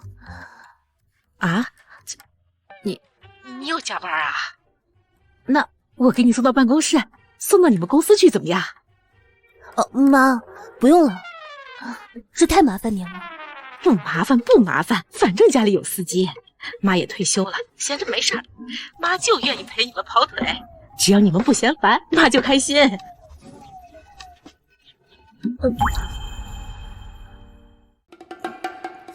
妈，真是不巧，我现在在林氏，不在江城呢。啊，又出差了？你一个人去的吗？那边有没有人接啊？安全方面怎么样？哎，你可千万要注意安全啊！有什么事儿就给爸爸妈妈打电话，反正爸爸妈妈已经退休了，时间是有的是的。只要你需要，爸和妈就随时到林氏去陪你。嗯，我知道了，我会注意安全。还有，谢谢妈。哎呀，一家人总是谢不谢的，这么客气啊？那爸妈在家等你，等你回来以后啊，我给你做一顿大餐。妈对我这么好，要是有一天她知道我是骗她的，该怎么办？又出差了呀，真可惜。哎，妈，你别逗他了。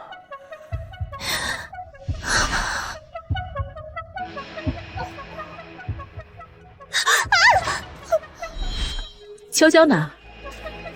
他今天加班呢。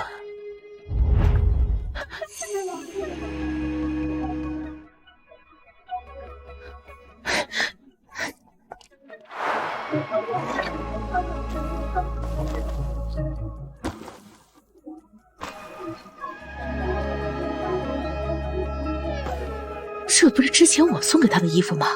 全在这儿。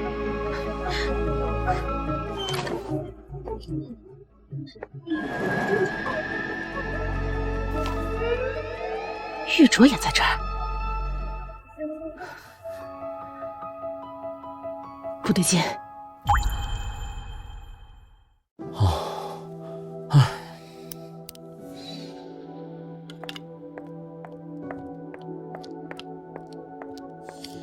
妈，你怎么来了？娇娇呢？娇娇出差去了。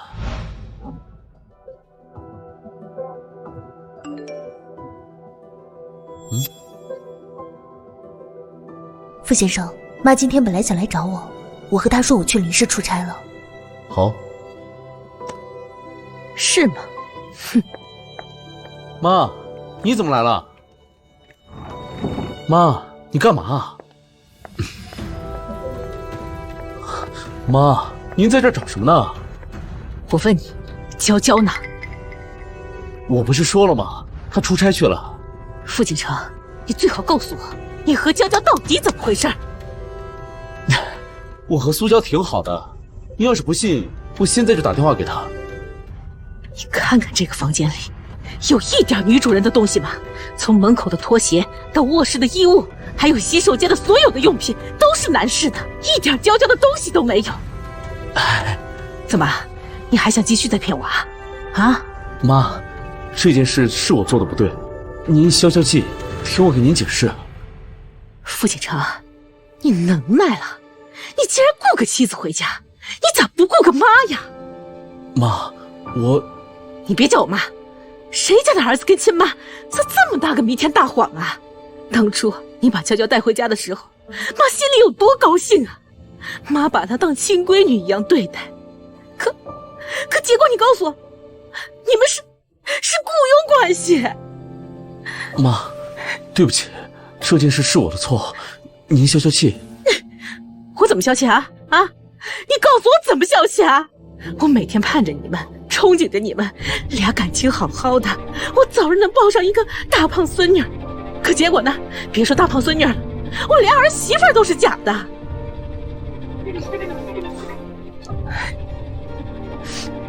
妈，你别哭，您打我2下。我打你都嫌手疼，你离我远点，我看你就来气我。我不会原谅你的，我。妈。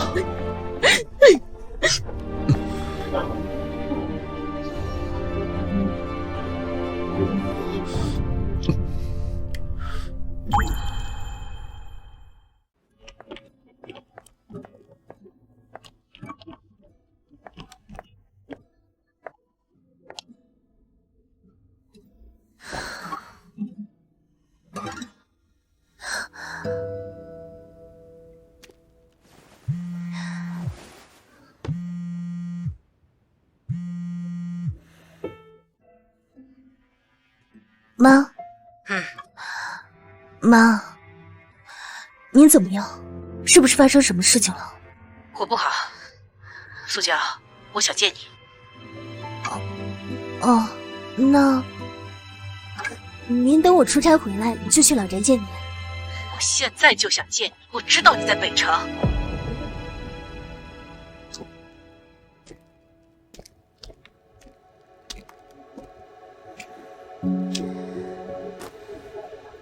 阿姨，您到了很久了吗？怎么不叫妈了？我来的时候，傅先生在路上给我打过电话，他说你们已经知道了。你还有什么想说的？对不起，我欺骗了你。阿姨，你一直都对我很好，不只是你，奶奶、傅叔叔，你们都对我很好，是我辜负了你们的信任，真的对不起。我知道你心里有气，如果您打我骂我能消气，那您就打我骂我吧，只希望您不要气坏了身体。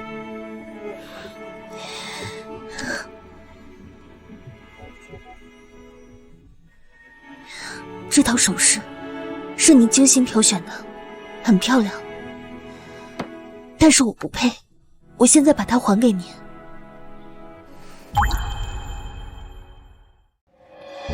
苏娇，我今天来找你，你认为我想拿回这个东西吗？我知道您不是为了这些，但是我应该还给您。阿姨，很抱歉，我欺骗了您这么久。钱我付过了，我先走了。阿姨，首饰亏你了，这不属于我，我不能要。阿姨，您还是拿回去吧。不属于你？你之前不是也戴得好好的吗？现在你装什么装？阿姨，不是这样的。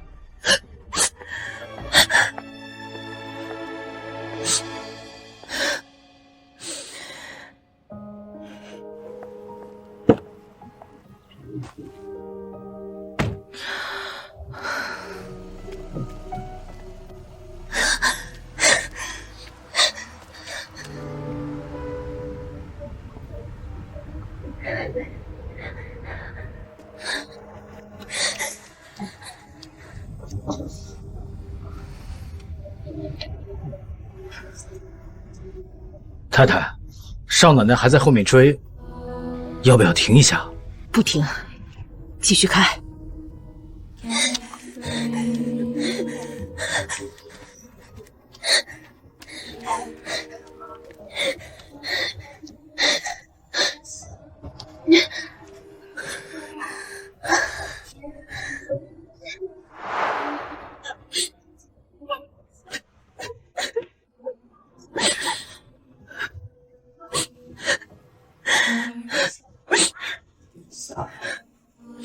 娇娇，娇娇，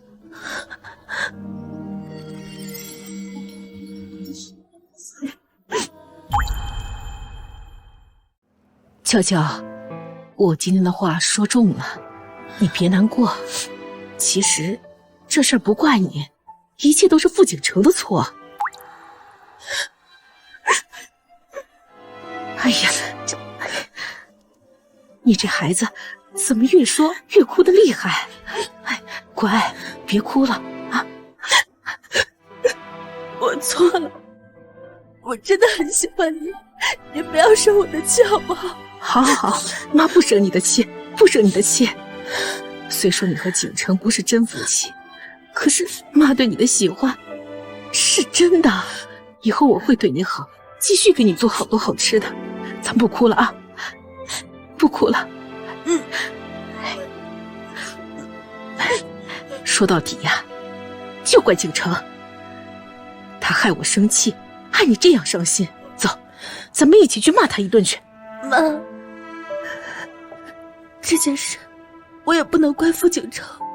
怎么不怪他呀？是他没把事情处理好，害得你哭得那么伤心。反正就是怪他。走，我们找他算账去。阿姨，我不能去。你有立场责怪他，我没有。对我来说，傅先生是好人，他帮助了我很多，他也是个好老板，我对他也只有感激。那好吧，听你的。哎，对了，那你平时睡得怎么样？阿姨给你租个好点的房子。我刚搬到了天意名城。天意名城，傅景城的小区吗？啊，你不知道啊？那不是傅景城给你租的房子啊？不是，那个房子是我房东亲戚的。他说他亲戚常年在国外住，需要人看房子，所以就把那个房子租给我了。这个小区的房子没人出租啊，都是那小子当初买了2套，说什么1套自己住，1套留给将来的小孩儿。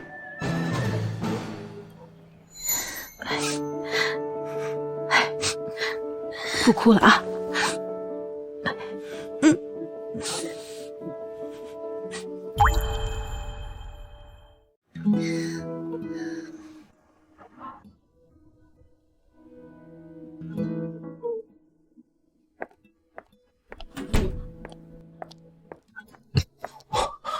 妈，你怎么又来了？我问你，你和娇娇到底是怎么回事？妈，我不是跟你坦白过了吗？我是因为奶奶做手术才结成契约婚姻，不是真的。还有，奶奶现在不易受刺激，这事你得替我瞒着。真是孝子贤孙，本来就娶不到老婆，这下好了，哎，直接剩家里了，直接当老光棍了。我问你，你真的一点都不喜欢娇娇吗？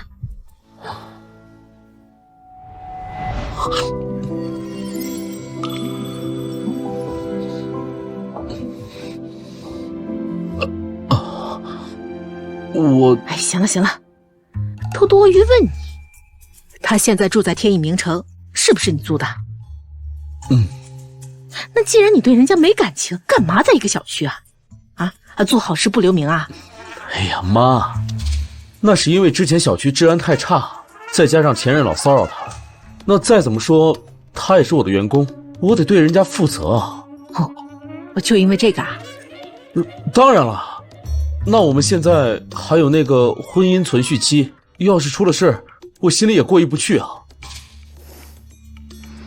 妈，您这次和苏娇见面有没有什么不愉快？没别的了？哎，这孩子吧，一直给我道歉，他还想把我给他的首饰还给我。我当时在气头上，我扭头就走了。他一直在后面追我，后来我想了想，也舍不得，就折返回去了。没想到他蹲在那儿哭呢，哭得可厉害了，浑身发抖。他哭了，还哭得很伤心。我不应该让他一个人去跟我妈见面。其实吧，我也知道他为什么哭。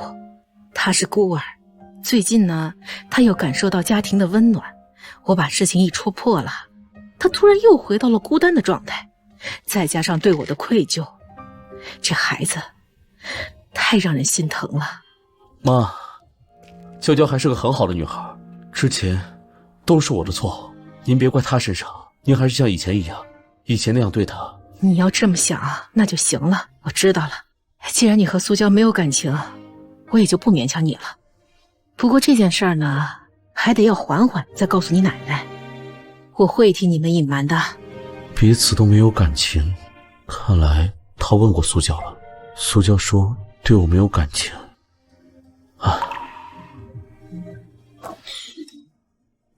至于我和苏娇的关系，这你放心，我还是和以前一样喜欢她。我呢，做了个决定，认她当干女儿。从今往后啊，你就是她的亲大哥。什么？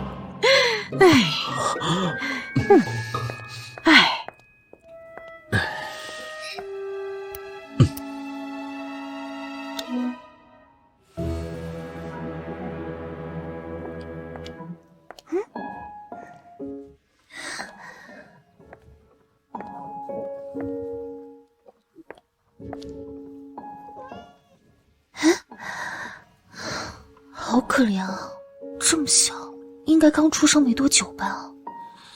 要是放在这里，活不了多久。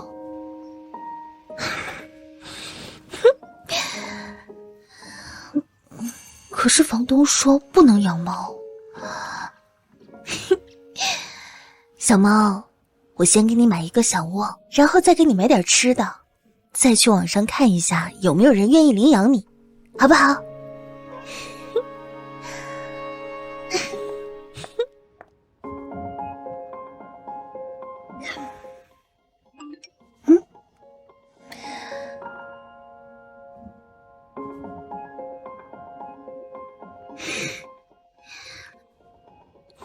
你好，我叫王玉晨，我想领养你发的小猫，请问你几点下班？我几点到你家比较好？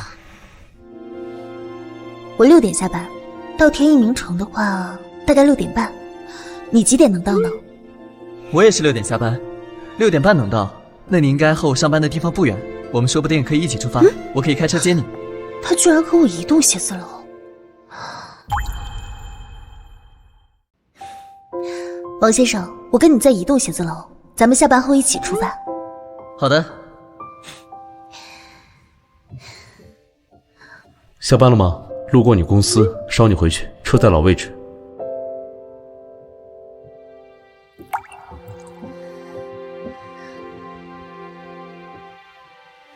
谢谢傅先生，不过我今天和朋友约好了，坐他车回去。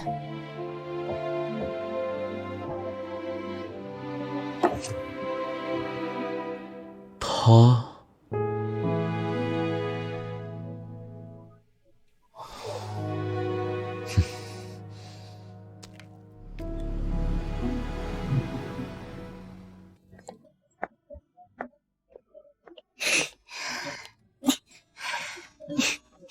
谢谢你愿意收留小猫。应该我感谢你才对啊！我一直很想养小动物，小时候爸妈不让养，现在我自己买了房，终于可以实现自己的梦想了。哎，小苏你呢？我看你特别会照顾小动物，是不是家里面也养小动物啊？我的房东不让养猫，但是我小时候在孤儿院的时候，和院长妈妈一起收留过很多流浪动物。你真是一个坚强的女孩，还特别漂亮，性格也好。要是你是我的女朋友就好。我是独生子，今年26岁，研究生刚毕业，无不良嗜好，和你在同一栋楼的律所上班，父母都是国企小干部，性格也很好相处。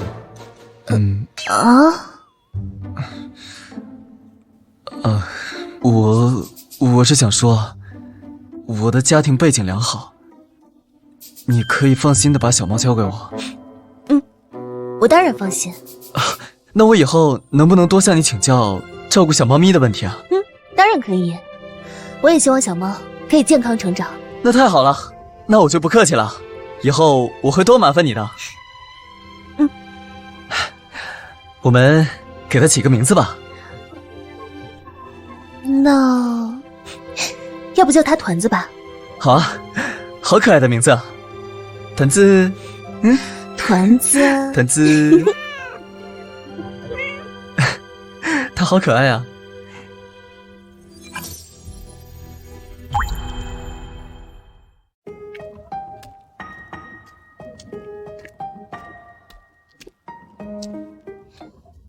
苏娇，我经常麻烦你，又不知道怎么跟你表达谢意，钱你又不收，我就随便给你买了点吃的。不用了，照顾小猫我也有责任，更何况每天下班你都送我回来，我都省了打车的钱，这些东西你就拿回去吧。我买都买了，而且我一个人，一个大男人也不吃水果和零食啊，你要是不收，那我只能扔了，这不是浪费吗？嗨，没多少钱，我就是想谢谢你啊，你要是不收，那我下次不好意思向你请教问题啊。那好吧，但是只有这一次哦，你下次不要再拿东西过来了。好啊。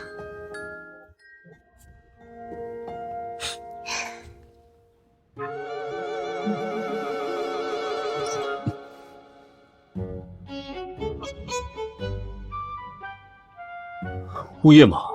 副总啊，是，您有什么吩咐？咱们小区现在这么随便吗？什么人都可以随意进出。啊？您说谁啊？苏娇旁边那个。你说苏女士？苏女士不是您的朋友吗？我们都特别关照她，和朋友我们也没有阻拦过。我让你关照苏娇，我让你关照其他人了吗？哦，我们以后肯定严格管理。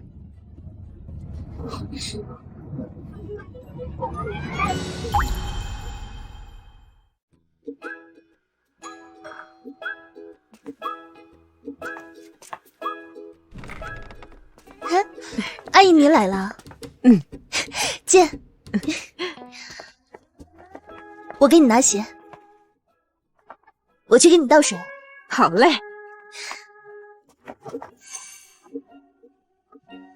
很好，全是女士鞋。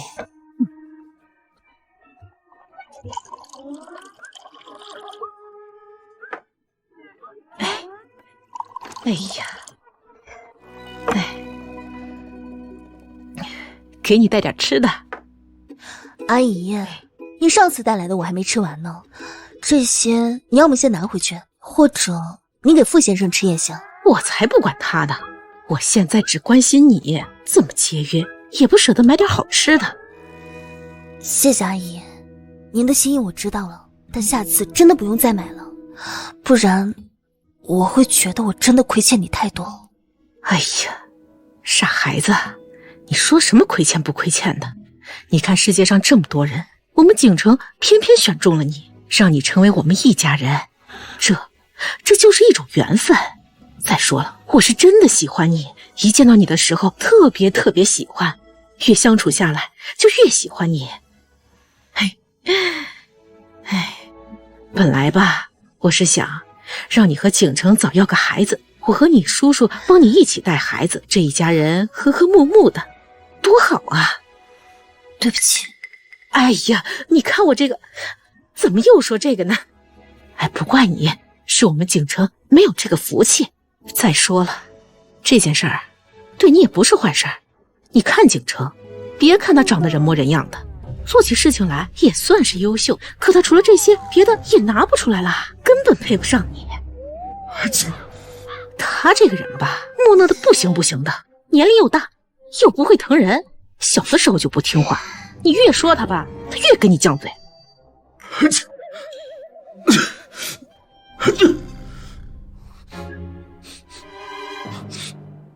怎么回事？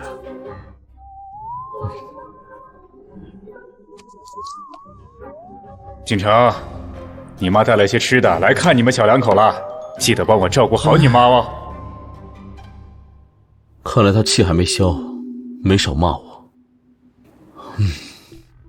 今天会就到此结束了。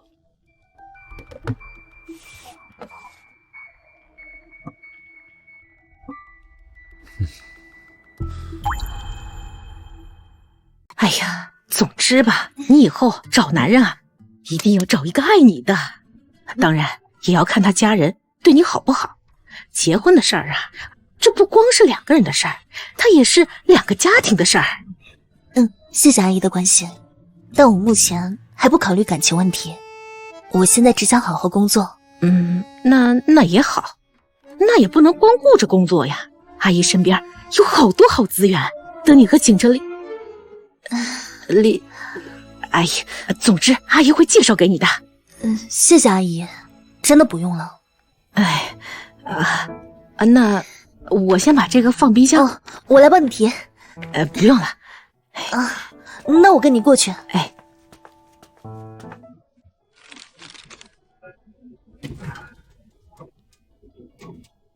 娇娇啊，你以后不要在外面买水果了，咱们老宅啊，每周都有水果供应商供应新鲜的，我让司机马上给你送过来。这些不是我买的，是我一个朋友送我的。哎呦，男朋友女朋友啊？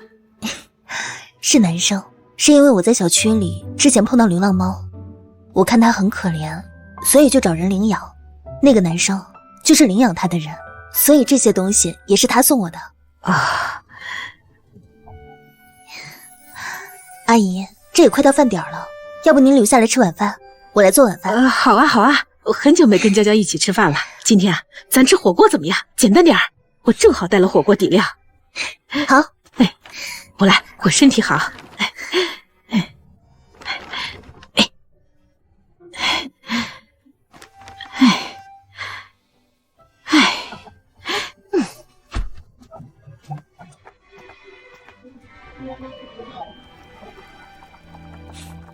给，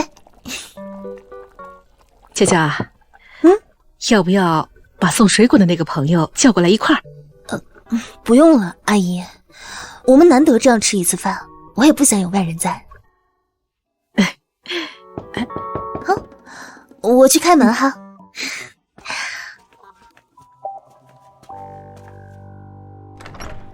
傅先生，您怎么来了？啊，听说我妈来找你了，谢谢你招待她。我给你们带了瓶果酒，度数很低，你们可以边喝边聊。谢谢傅先生了。你们吃的什么呀？好香。我们在煮火锅。傅先生，你要一起吗？好啊。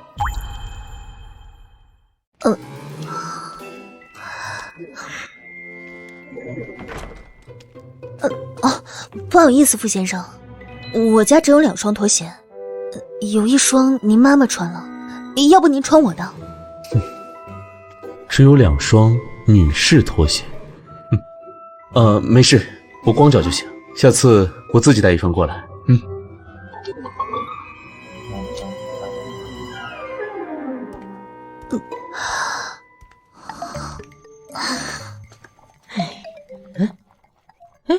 你怎么来了？苏娇让我来的。啊？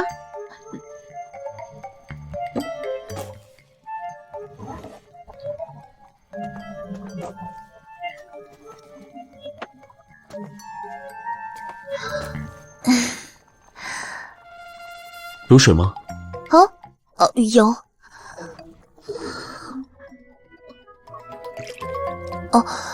傅先生，我这里只有这2个杯子。没事。你真不客气啊！你用啊，娇娇用什么喝啊？没事，阿姨，我用碗喝就可以。来，娇娇吃。你要吃什么？吃个点心，你是最爱吃点心。谢谢阿姨。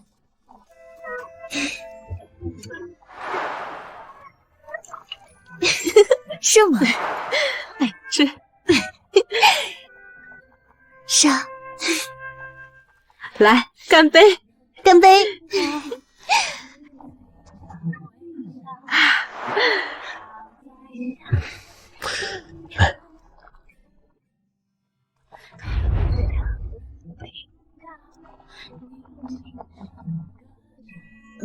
还不错，但是就是觉得，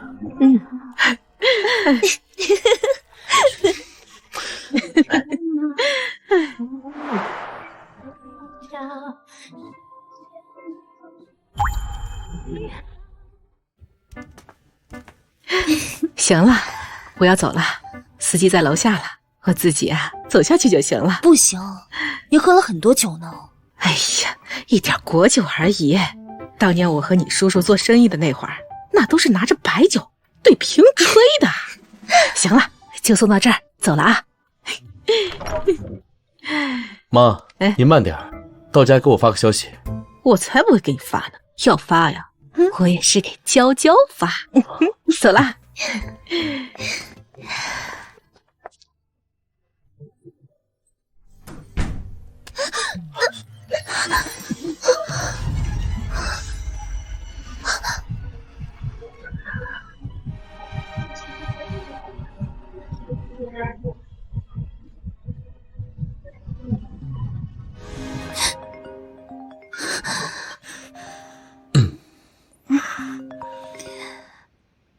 喂，小苏，你在家吗？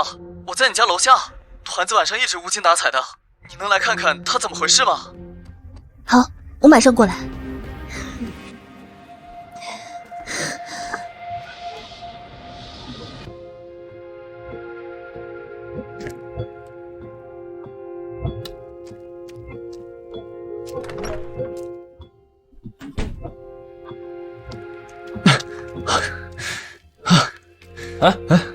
外来人员禁止入内。大哥，我也来了好多次了吧？你应该也认得我了呀。太黑了，看不清楚。再说了，这么晚了，为了业主的安全，我也不能让你进去。保安大哥，你让他进来，他是我朋友。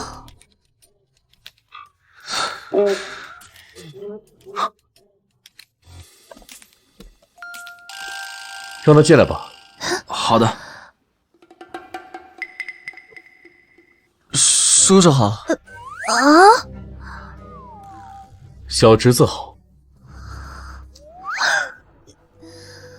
傅先生也才30岁，王玉晨也才26岁，他管傅先生叫叔叔，傅先生还答应了，这也太雷人了。叔叔啊。好了，你不用说了。走。叔叔再见啊。哎呀，走。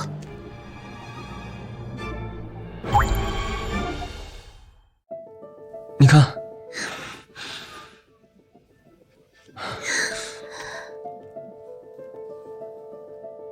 他现在不对劲，得带他去医院。你知道附近哪里有好的宠物医院吗？我上网搜一下，找到了就带他过去。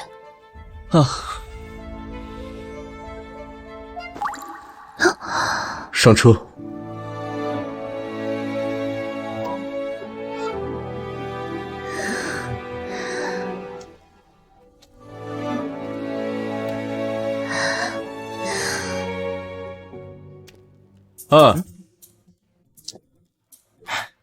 怪不得我们副总会来救治小猫，果然是因为小猫主人啊。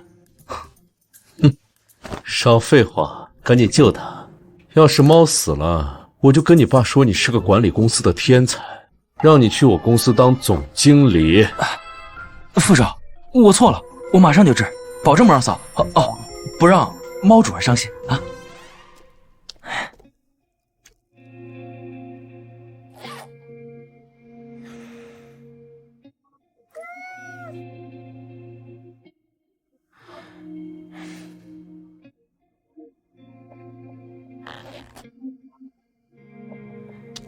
小周，来一下。能治好吗？他太小了，抵抗力差，可能是病毒感染。先输点消炎药，然后输液住院观察，问题不大。谢谢医生，那我去缴费了。好，不用了，我付。叔叔，那怎么行啊？这是我收养的猫，怎么能让您付钱啊？王玉晨，他不是我叔叔，他就比你大4岁，是不是眼神不好？对不起啊，我看您气质成熟稳重，又和小苏住一个小区，把您认成他长辈了。那您是他的？你说。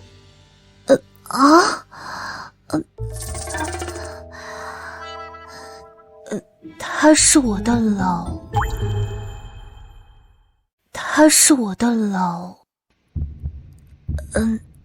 老板。哦，原来是老板啊，那就更不能让你破费了。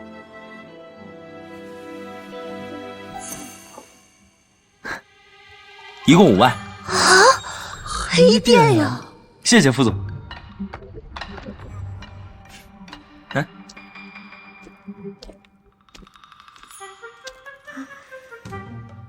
我这可不是黑心商家啊，我这是全北城最好的宠物医院，医生和设备都是最顶级的。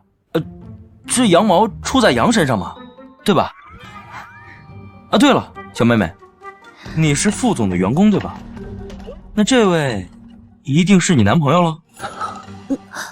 不是，我们只是普通朋友，上次我们救猫的时候认识。赶紧走。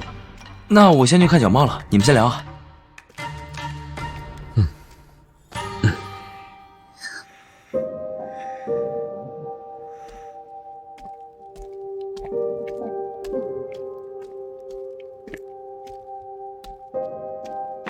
娇娇，你喜欢他吗？什么？王玉晨，你喜欢他吗？当然不喜欢。那你有喜欢的人吗？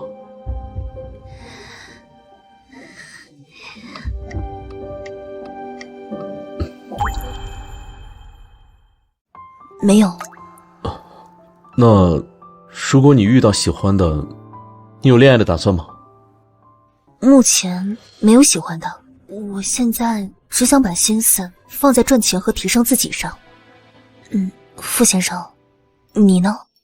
我有。傅先生现在喜欢的人一定很漂亮，很优秀。你觉得我喜欢的，未必是我喜欢的。如果你遇到一个追求你的人，而且你对对方不反感，会试着和他交往吗？不会。为什么？我刚才说了，我没有谈恋爱的想法。如果我们只是朋友，他要跟我表白的话，那我们两个岂不是变得很尴尬？如果对方是个好人，你也不反感，你不想试着接触接触吗？说不定你会喜欢他呢。我不想，因为我现在只想把所有的心思都放在工作上面。不过，傅先生，你如果遇到了喜欢的女孩子，你随时可以跟我说，我们随时都可以去领离婚证。你就这么着急想跟我离婚吗？我只是怕你着急，又不好意思说。我的意思是，我们随时可以解除雇佣关系。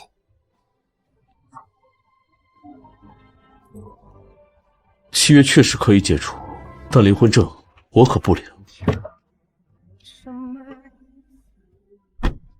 明明是我先提出来的，怎么我心里这么难受？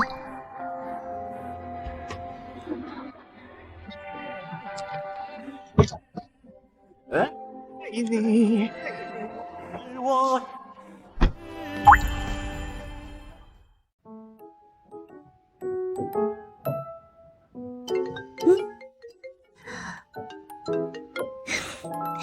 傅先生，我正准备出去买菜呢，你中午想吃些什么呀？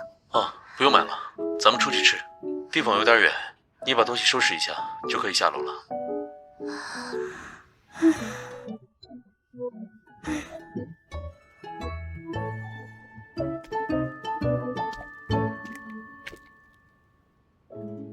傅先生，怎么突然又出来吃？这家餐厅是瀚海旗下一家新公司的新项目，我顺便来考察，顺便请你吃个饭。可刚刚我进来的时候，我看人不多，是不是生意不太好？这家餐厅主打的是私宴和商务宴请，消费很高，所以可能客流量不会太大。原来如此，那这顿饭岂不是很贵啊？不用你给钱。啊？可是说好的是我请你呀。我一个人吃饭很无聊，每次看你吃饭都很有食欲，很有胃口。要不我们再签一份新合同，雇佣你陪我吃饭。我没开玩笑，我说的是认真的。合同就不用签了，你已经帮我很多。如果你真的想让我陪你吃饭的话，那就你请一顿，我请一顿。只不过我请的地方可能没有这么高档，希望你不要嫌弃。好，那就这么说好了。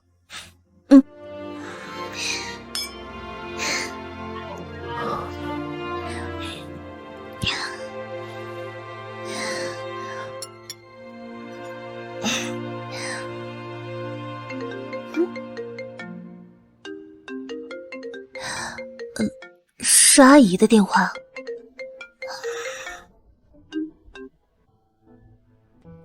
阿姨，娇娇，今晚呢打扮漂亮一点啊，我给你介绍个人啊。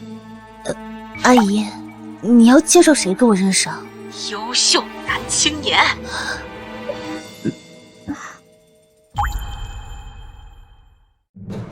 行啊，真是我亲妈，嫌我情敌不够多是吧？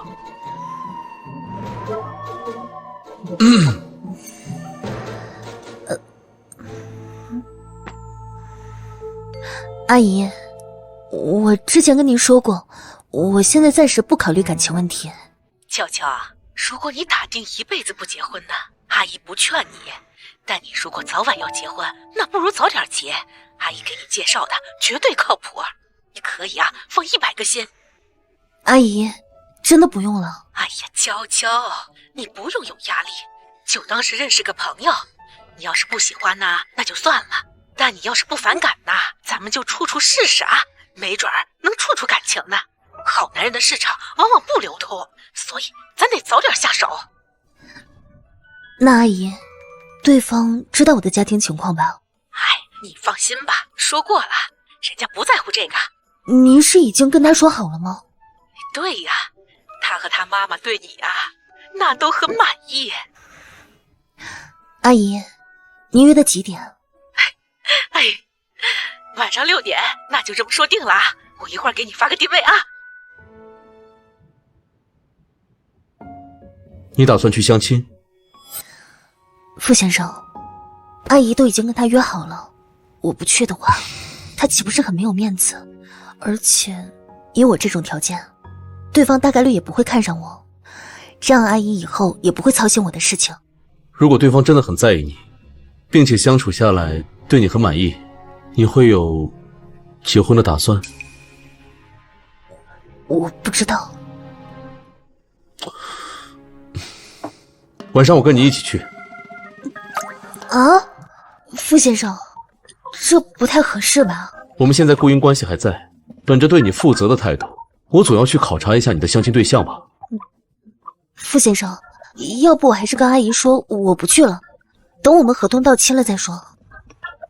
不用了，你今天不去，说不定我妈哪天直接把人带去你家了。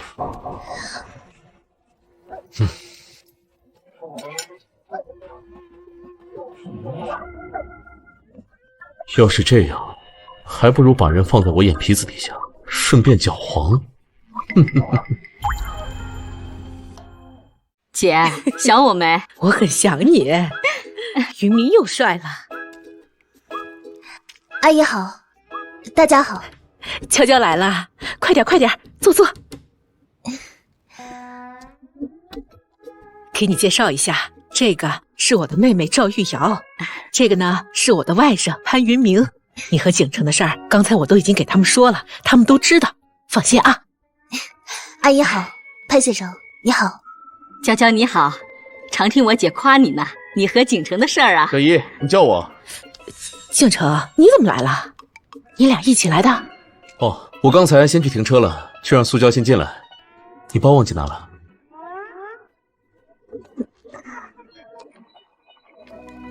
陈哥，好久不见了。本来想着明天去找你呢，没想到今天在这儿碰到了。听说你车库多了几台超跑，我明天可以去试试吗？当然。哎呀，你别和你哥老聊车的事儿了。你和娇娇啊，你俩是同龄人，应该更有共同话题。哎，娇娇啊，他从国外刚回来，北城这几年发展这么快，你给他介绍介绍。哎，去。我跟你说，我这跑车呀，这性能开起来呜呜的。哎呦，你知道吗？陈哥，现在车库里有几台超跑啊？国内的、国外的，市面上有的，应有尽有，知道吗？那我明天真的要去试试。去呗。景城啊，你今天不是加班吗？你今天怎么有空啊？还和娇娇一起过来？我今天下午听见你跟娇娇打电话说给她介绍对象，我就过来帮她把把关。哎，你跟那个前女友分手了？啊，分手了。哎呀，你喜欢什么类型的？温柔的，漂亮的，最好不要太任性。哦，行，知道了，哥改天给你介绍介绍。景城，今天这个会是……妈，菜都凉了，大家吃菜吃菜。哎，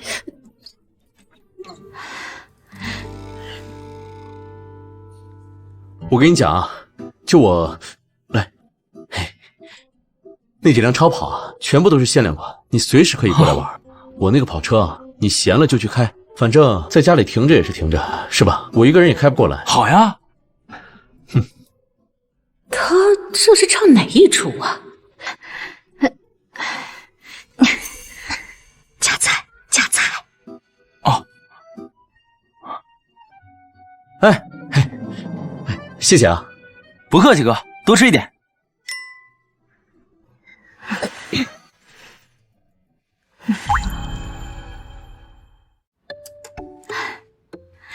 都吃的差不多了，于明啊，你跟娇娇赶紧加个微信，回头啊方便好联系啊。好啊，我一会儿推给你。哦。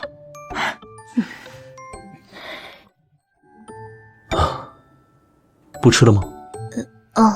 我吃饱了。真的？你不是最爱吃点心了吗？我听说这家甜点不错，再吃点点心。我哎，你好。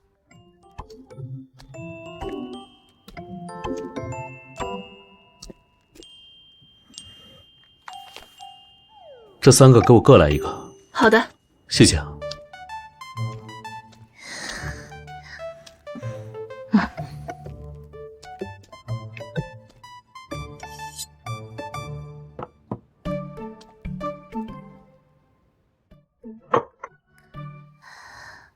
这不是娇娇爱吃的吗？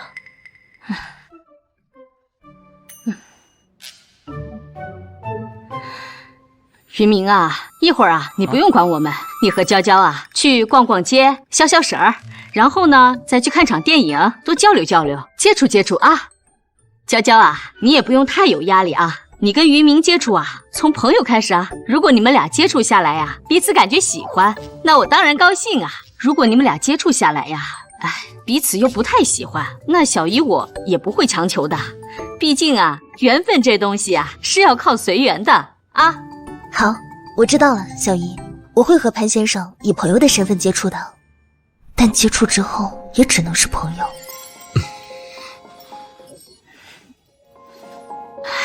哎呦，去呀！哦。那妈、大姨、哥，我就先带苏娇走了啊。我今天没什么事，我跟他们一起去。姐，什么情况啊？你不说假结婚吗？我也不知道。人俩约会，你当什么电灯泡啊？你奶奶想你了，你要是今天没事儿，就跟我回老家。我明天回。我已经跟你奶奶说了，你想让她失望啊？哎呦，还愣着干什么？快去快去！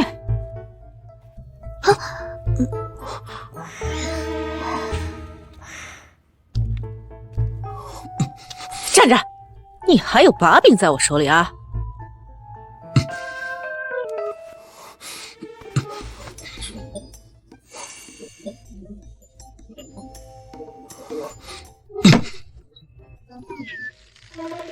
哎，叫你不早点开窍，孩子大了知道奶了，车撞树上知道拐了，活该！忍着吧你！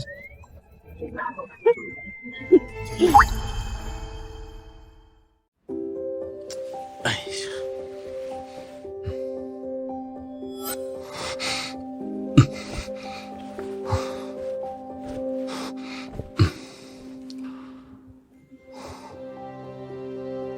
回家了吗？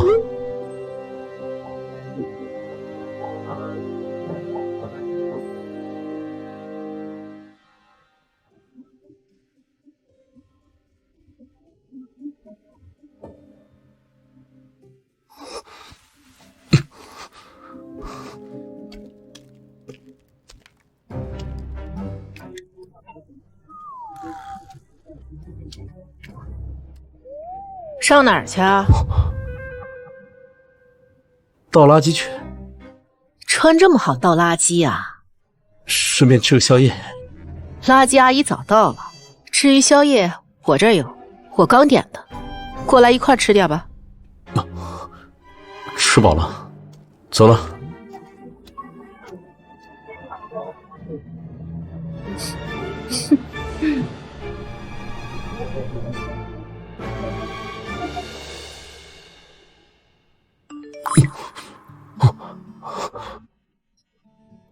傅先生，不好意思，昨天手机静音了，忘调回来了，没看到你消息。你昨天几点回去的？睡得好吗？很早就回去了，11点就睡了。今天有空吗？新开了一家甜品店，我们去试试。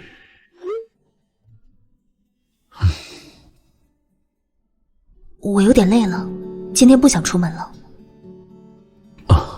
好吧，那你好好休息。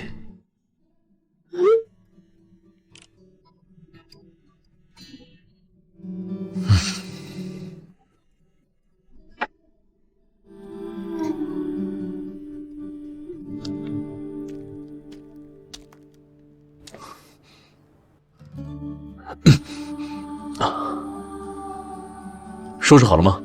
我送你去上班。傅先生，我已经到公司了。好。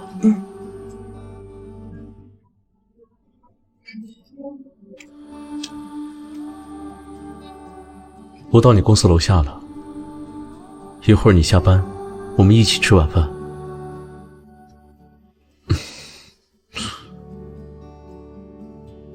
傅先生，我和朋友约了，已经出发了。朋友？什么朋友？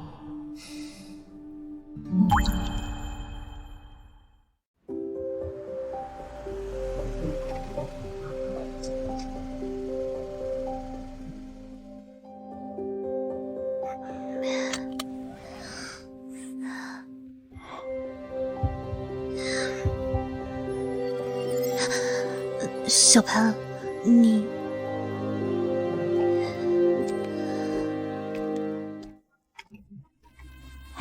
成哥，你怎么在这儿啊？这是我家，我在这儿很奇怪吗？我还想问你怎么在这儿。我跟娇娇刚约完会，我把她送回来。娇娇也是你能叫的，潘玉明，你知道自己在干什么吗？知道啊，我很喜欢苏娇，我觉得我们很合适。我还有点事，你们先聊，我先走了。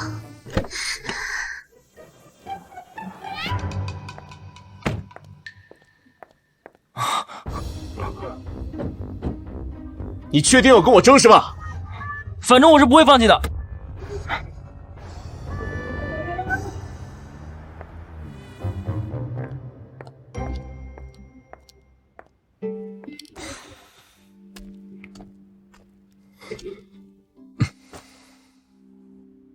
你喜欢潘云明吗？不喜欢。你还喜欢你前男友？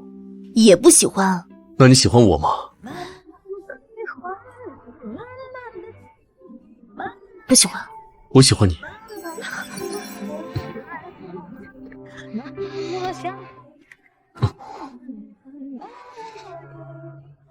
初见你的时候，我就知道你是一个很纯洁的女孩，那时就对你有莫名的保护欲，但还谈不上喜欢。可在和你相处的过程中，我被你的坚强和善良打动，喜欢上了你。但当时你说你没有心思开展下一段感情，我也不敢贸然表白，怕把你吓跑。可是现在，我怕我再不说，你就被别人拐跑了。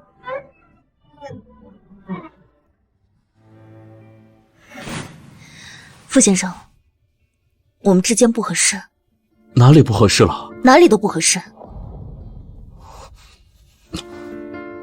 比如，无论是家世、工作，还是学历，或者其他方面，都不合适。你是孤儿，我父母健在且和睦，刚好可以做你的父母，给你家庭温暖。以傅家的情况，也不需要联姻，所以家世方面都很合适。至于工作，我也不需要别人辅佐。至于学历方面，我是研究生，但你也具备考研究生的能力。如果你真的很介意，我现在就帮你备考，所以这方面也不是问题。但是，舅舅，我知道你顾虑很多，除了刚才那些，你还有什么问题都可以提出来，我完全可以解决。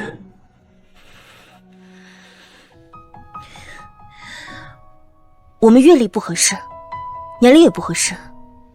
我想找一个年轻有活力的。你很好，但对我来说，像老师，像老板，像大哥，唯独不像男朋友。所以，你是嫌弃我年纪大？是，我们年龄相距太多，我们之间不合适。年纪大有什么不好？社会阅历多，刚好可以帮到你。可是爱情不应该是两个人之间的事情吗？需要两个人一起成长。如果一个人一直帮助另外一个人的话，那时间长了他也会很累。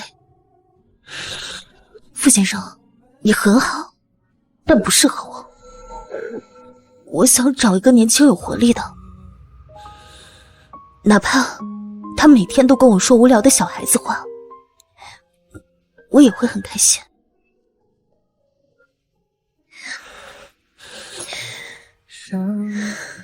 时间不早了，你也先回去吧。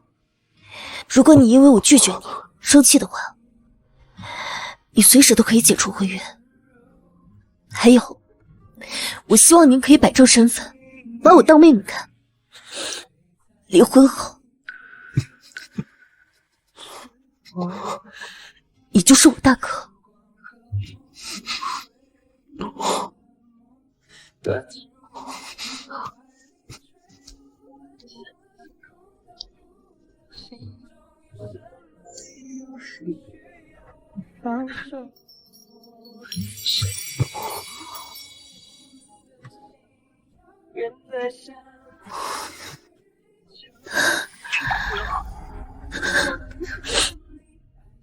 对不起，傅先生，你很好，是我配不上你。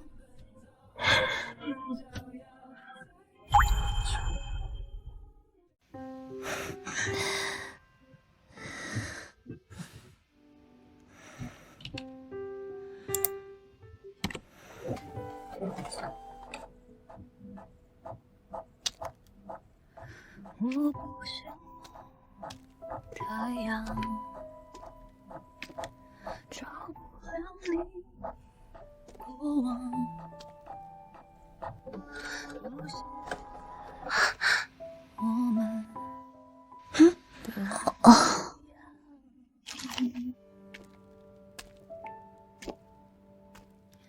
我太嫉妒时光，那离开的那方，不用开口，也许我想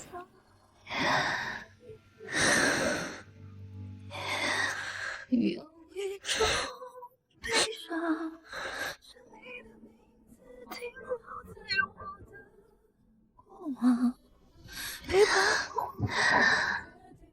我微笑模样，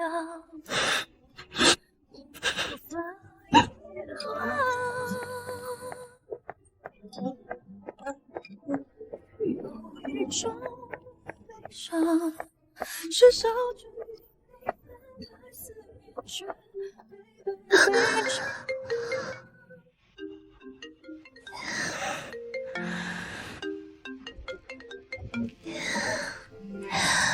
喂，娇娇啊，今天下班后回老宅吧。阿姨，你都1个月没回老宅了，你要是再不回来，奶奶就起疑心了。她最近经常问我你和景城的情况。今天是周五，要是你没有特别要紧的安排，回一趟吧。好的，阿姨，今天下班之后我会早点回来。好好好，太好了，阿姨今天亲自下厨给你做好吃的。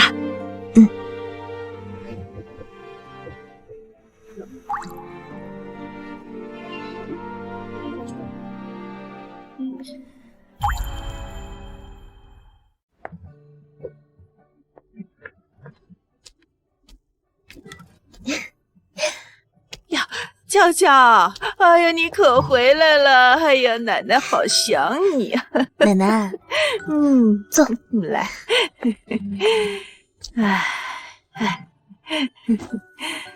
对不起啊，奶奶，我最近有事太忙了。没事儿，奶奶理解啊。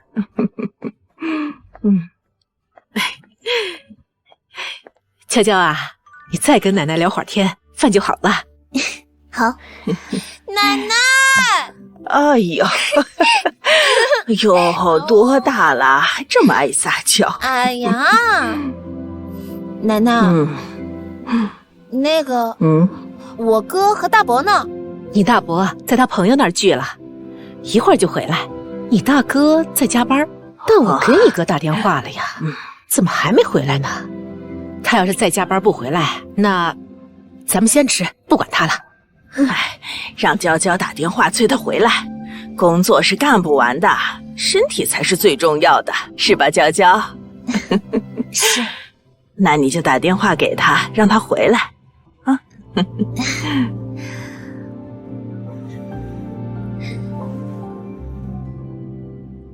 妈，我和景城回来了。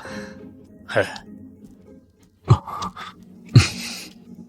景城，我和娇娇正念叨你呢，快来坐到娇娇身边啊！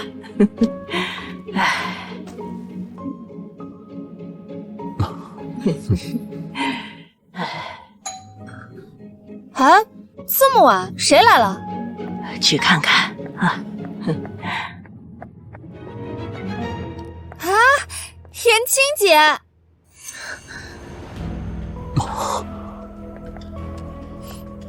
好久不见。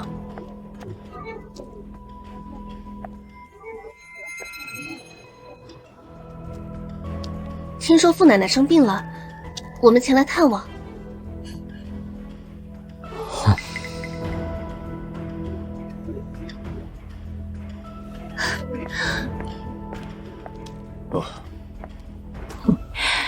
我的病早好了，有心了，我们家什么都不缺，你们还是把东西拿回去吧。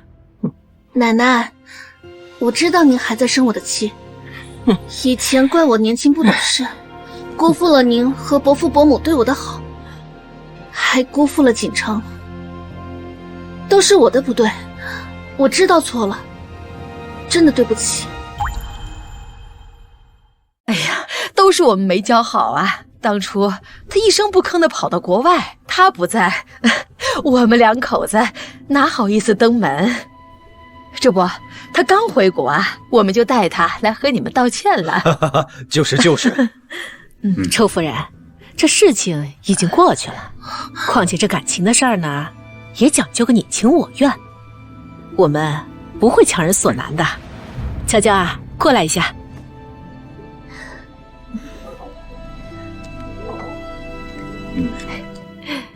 我给你介绍一下，这是我的儿媳妇儿，是景城的太太苏娇。说到底啊，还得感谢燕京呢。当年要不是她出国，我们景城怎么能够娶得这么好的媳妇儿？景城，你真的结婚了？什么时候的事？4个月前。锦城，你是不是听说我回国了，所以故意找个人假结婚来气我呀？周小姐，你这叫什么话？结婚就结婚嘛，谁能拿结婚这事骗人的？婚姻不是儿戏。傅老太太，这景城结婚我怎么不知道啊？按理说这么大的事，这圈里都应该知道啊。我们景城对娇娇是一见钟情，属于闪婚，还没来得及办婚礼呢。不过你提醒得好，我们最近啊，尽快策划下婚礼，你说呢？对，好好策划一下，一定要举办一场盛大的婚礼，轰动北城。好了，傅总，傅夫人，今天我们带小女来，就是想来道个歉。现在意思已经表达到了，就不打扰你们了。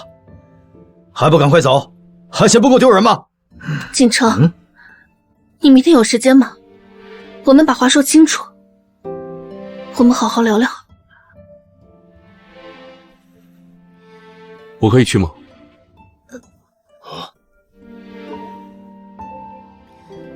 可以。啊？好。那景城，我们明天见。哎，走吧。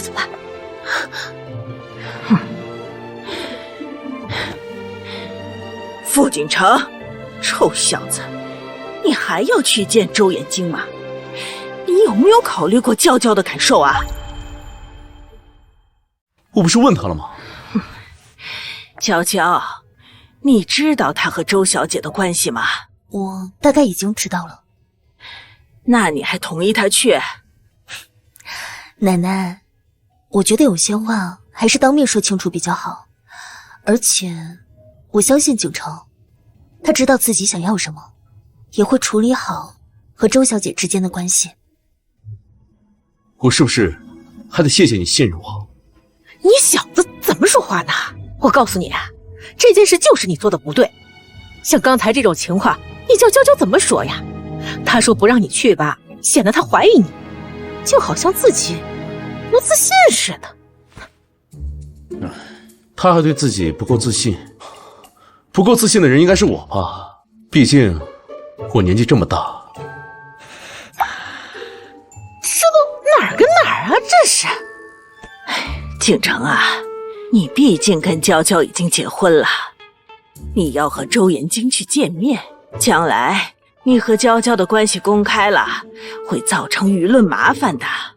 明天让娇娇跟你一起去，说什么话当面说清楚。哎，这主意好，这个当面说清楚，一来呢让延京不再纠缠你，二来给娇娇一个交代。明天你陪我去吗？你明明可以先假装答应，自己去就行了，为什么非要让大家都在问我呢？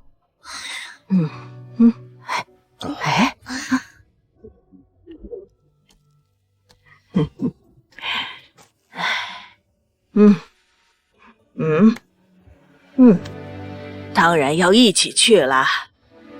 婚姻要长久，不只靠爱情，还要靠两个人的维护。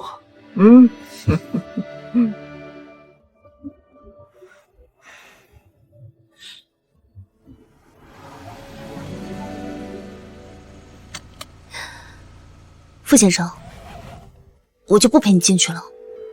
你确定？反正我这样也不算骗奶奶，我确实陪你来了。行吧，反正你一会儿从窗户也能看到我坐的位置，放心吧，我不会做对不起你的事。我也没担心。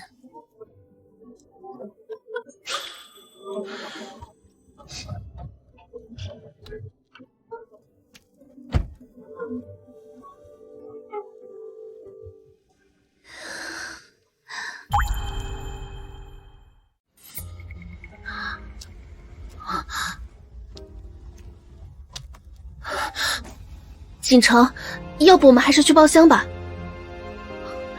我有话想跟你说。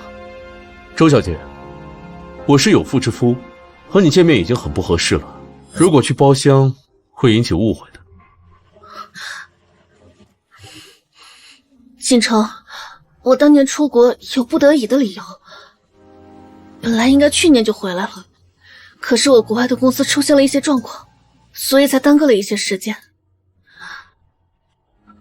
我要是早点回来就好了，没想到你居然……周小姐，我们之间已经结束了，我今天一次性把话说清楚，以后不要再联系我。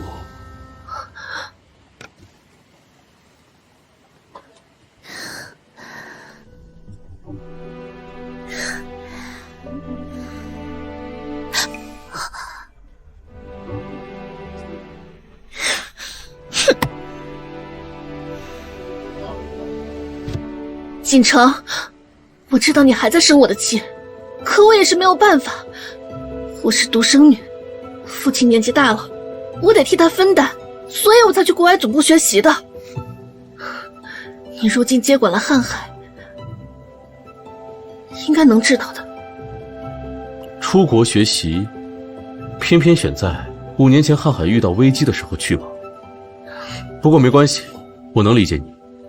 我们本来就是没什么感情的商业联姻，你做这个选择，我很理解。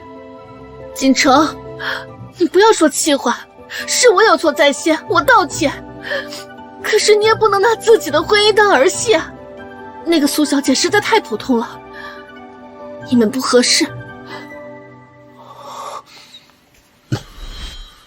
合不合适我自己知道，以后没什么事的话，不要再联系我。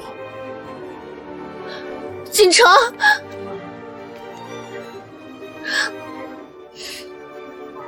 如果我再早回来几个月，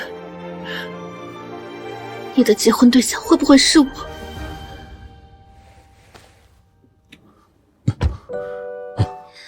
好热啊！大热天你开热风啊？我不小心碰到的，不知道在哪里关。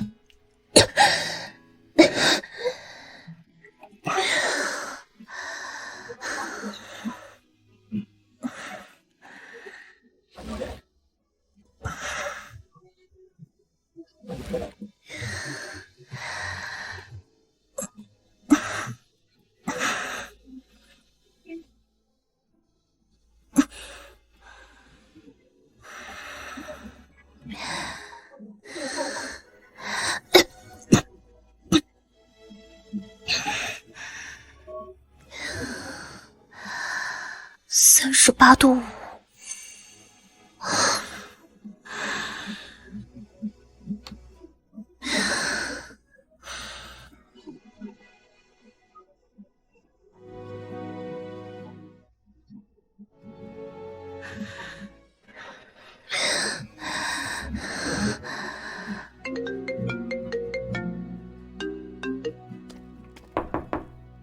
苏娇，苏娇，苏娇，你不说话我就开门了。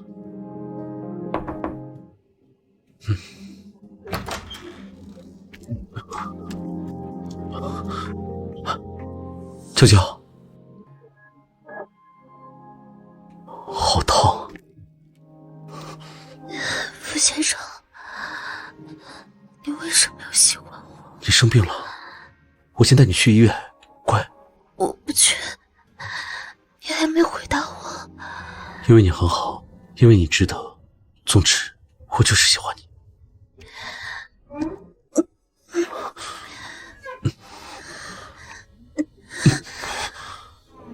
你要带我去哪儿啊？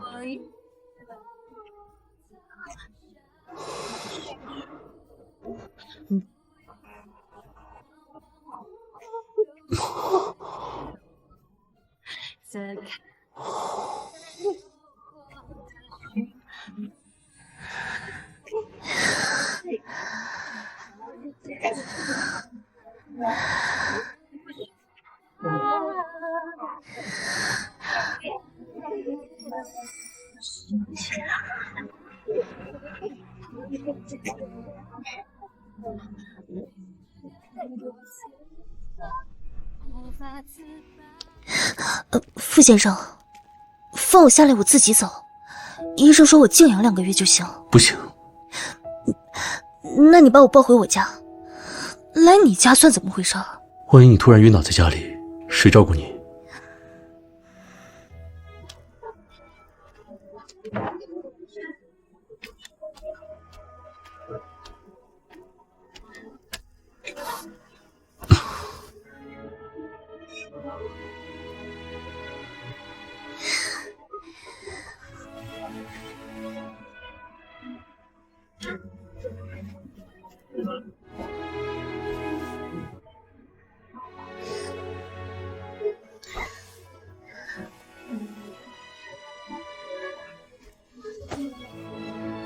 傅先生，你为什么能开我家的门？苏娇，我跟你说件事儿，但你不要生气。什么事？这个房子其实是我的。你说什么？所以我房东的亲戚是你？不是，是我安排他那样说的，我俩没有任何亲戚关系。对不起，我不应该骗你。你为什么要这样做？我那时候不能完全确定自己的感情，贸然的追求你，我怕对你不尊重，但我想离你近一点。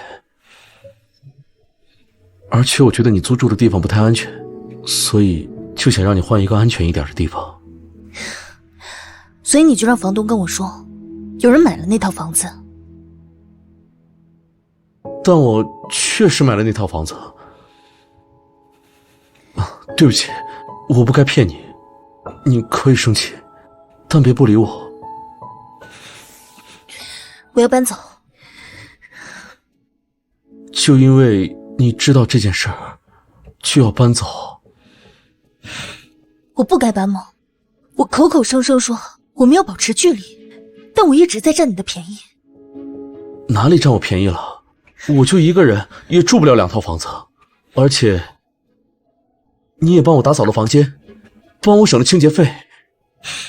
我说不过你，但我会尽快搬出去。苏娇，我……傅先生，我已经决定了，你不要再说。还有，我现在有点头疼，请你安静。好，你快躺下，好好休息啊。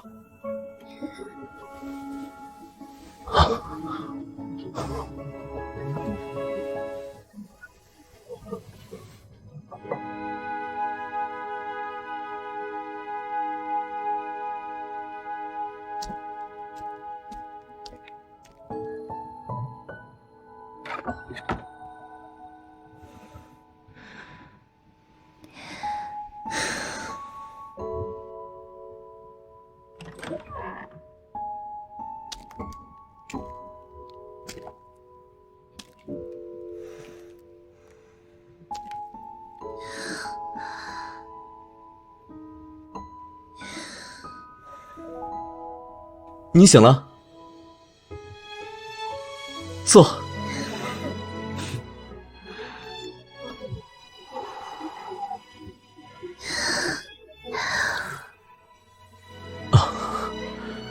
好喝吗？会不会太淡了？医生说让你多吃点清淡的，我就没放太多糖。不会，很好喝。你还会做饭？好，我上网搜的。在这之前，我连煮饭放多少水都不知道。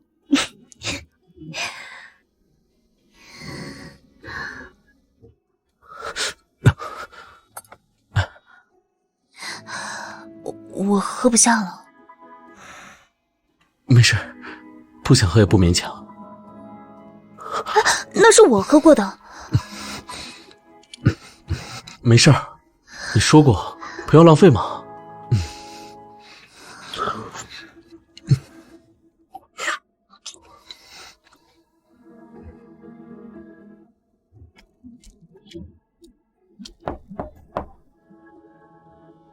傅先生，我已经好了，今天我准备回去了。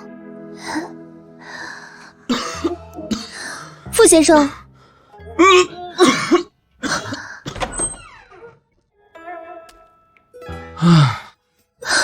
傅先生，你怎么了？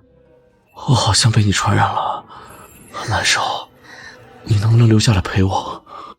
啊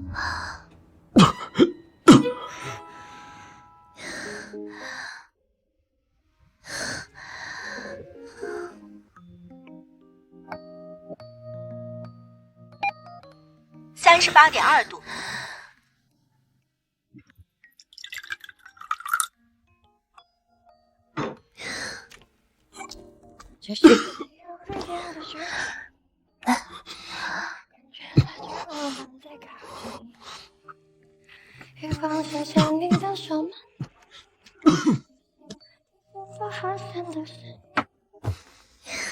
温度降下来了。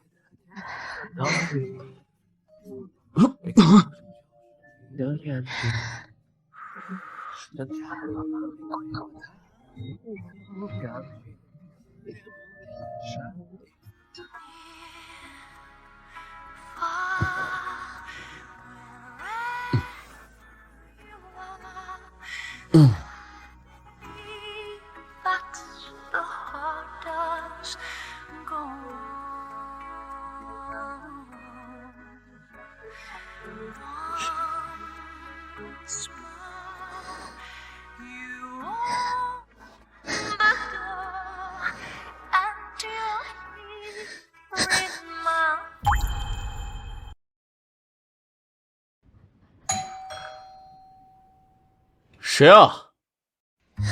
我去看看。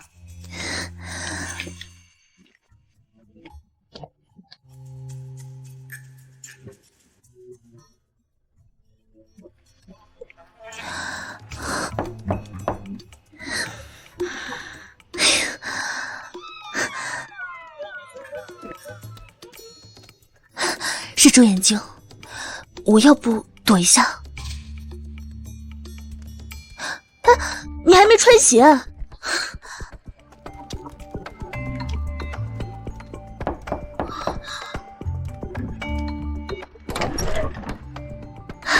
锦城，你果然在家，我去公司找你，他们说……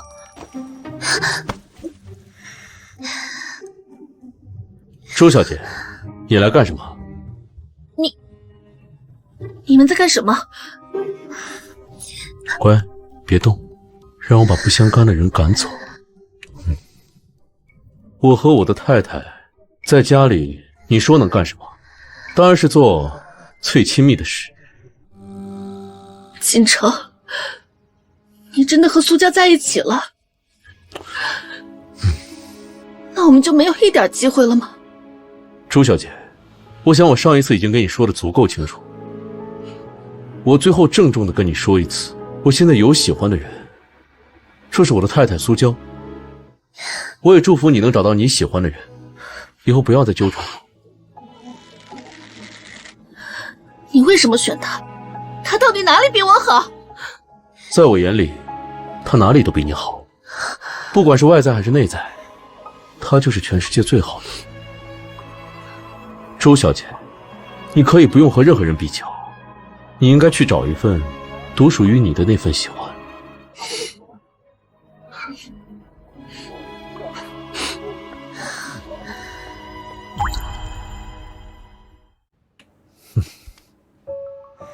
都走了，还看呢？哦。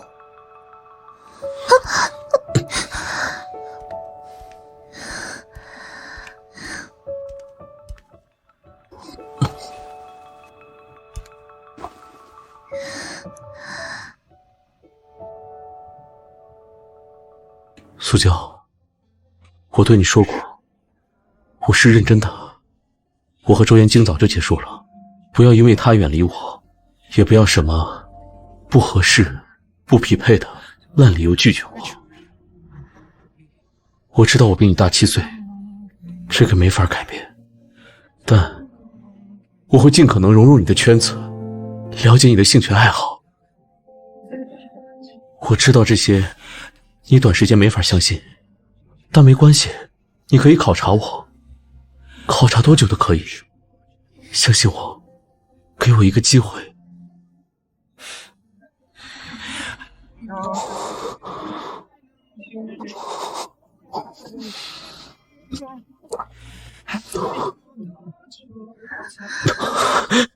没关系，我答应你的，我会等你。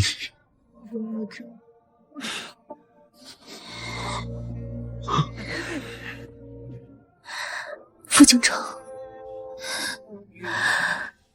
你不需要向我证明什么，你已经向我走了99步，最后一步该我了。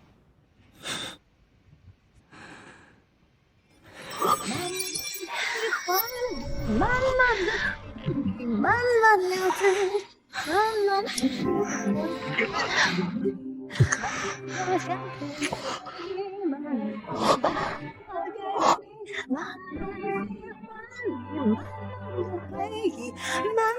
你说真的，不是哄我的？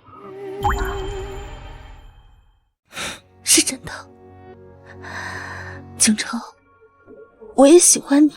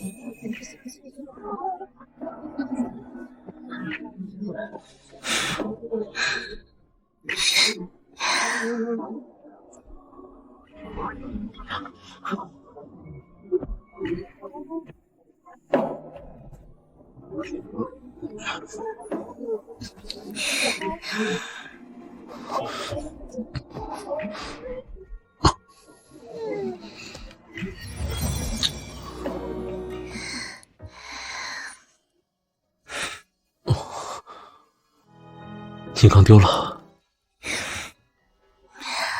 我现在已经不需要了。为什么？小时候我在孤儿院的时候，经常被欺负。有一次遇到了一个大哥哥，他帮了我，还给了我这个手串。当时他跟我说了一句话，每次我遇到困难的时候，我就会想起。他说，再黑暗的夜也会有星光陪伴。所以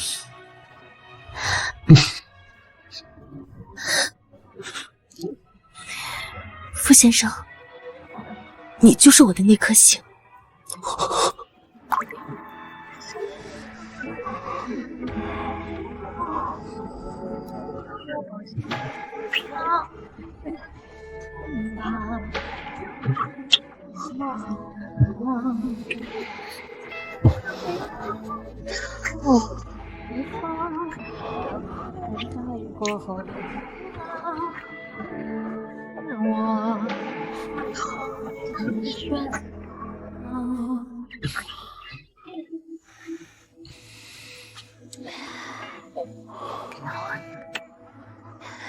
给我灿烂的黄昏，漫天的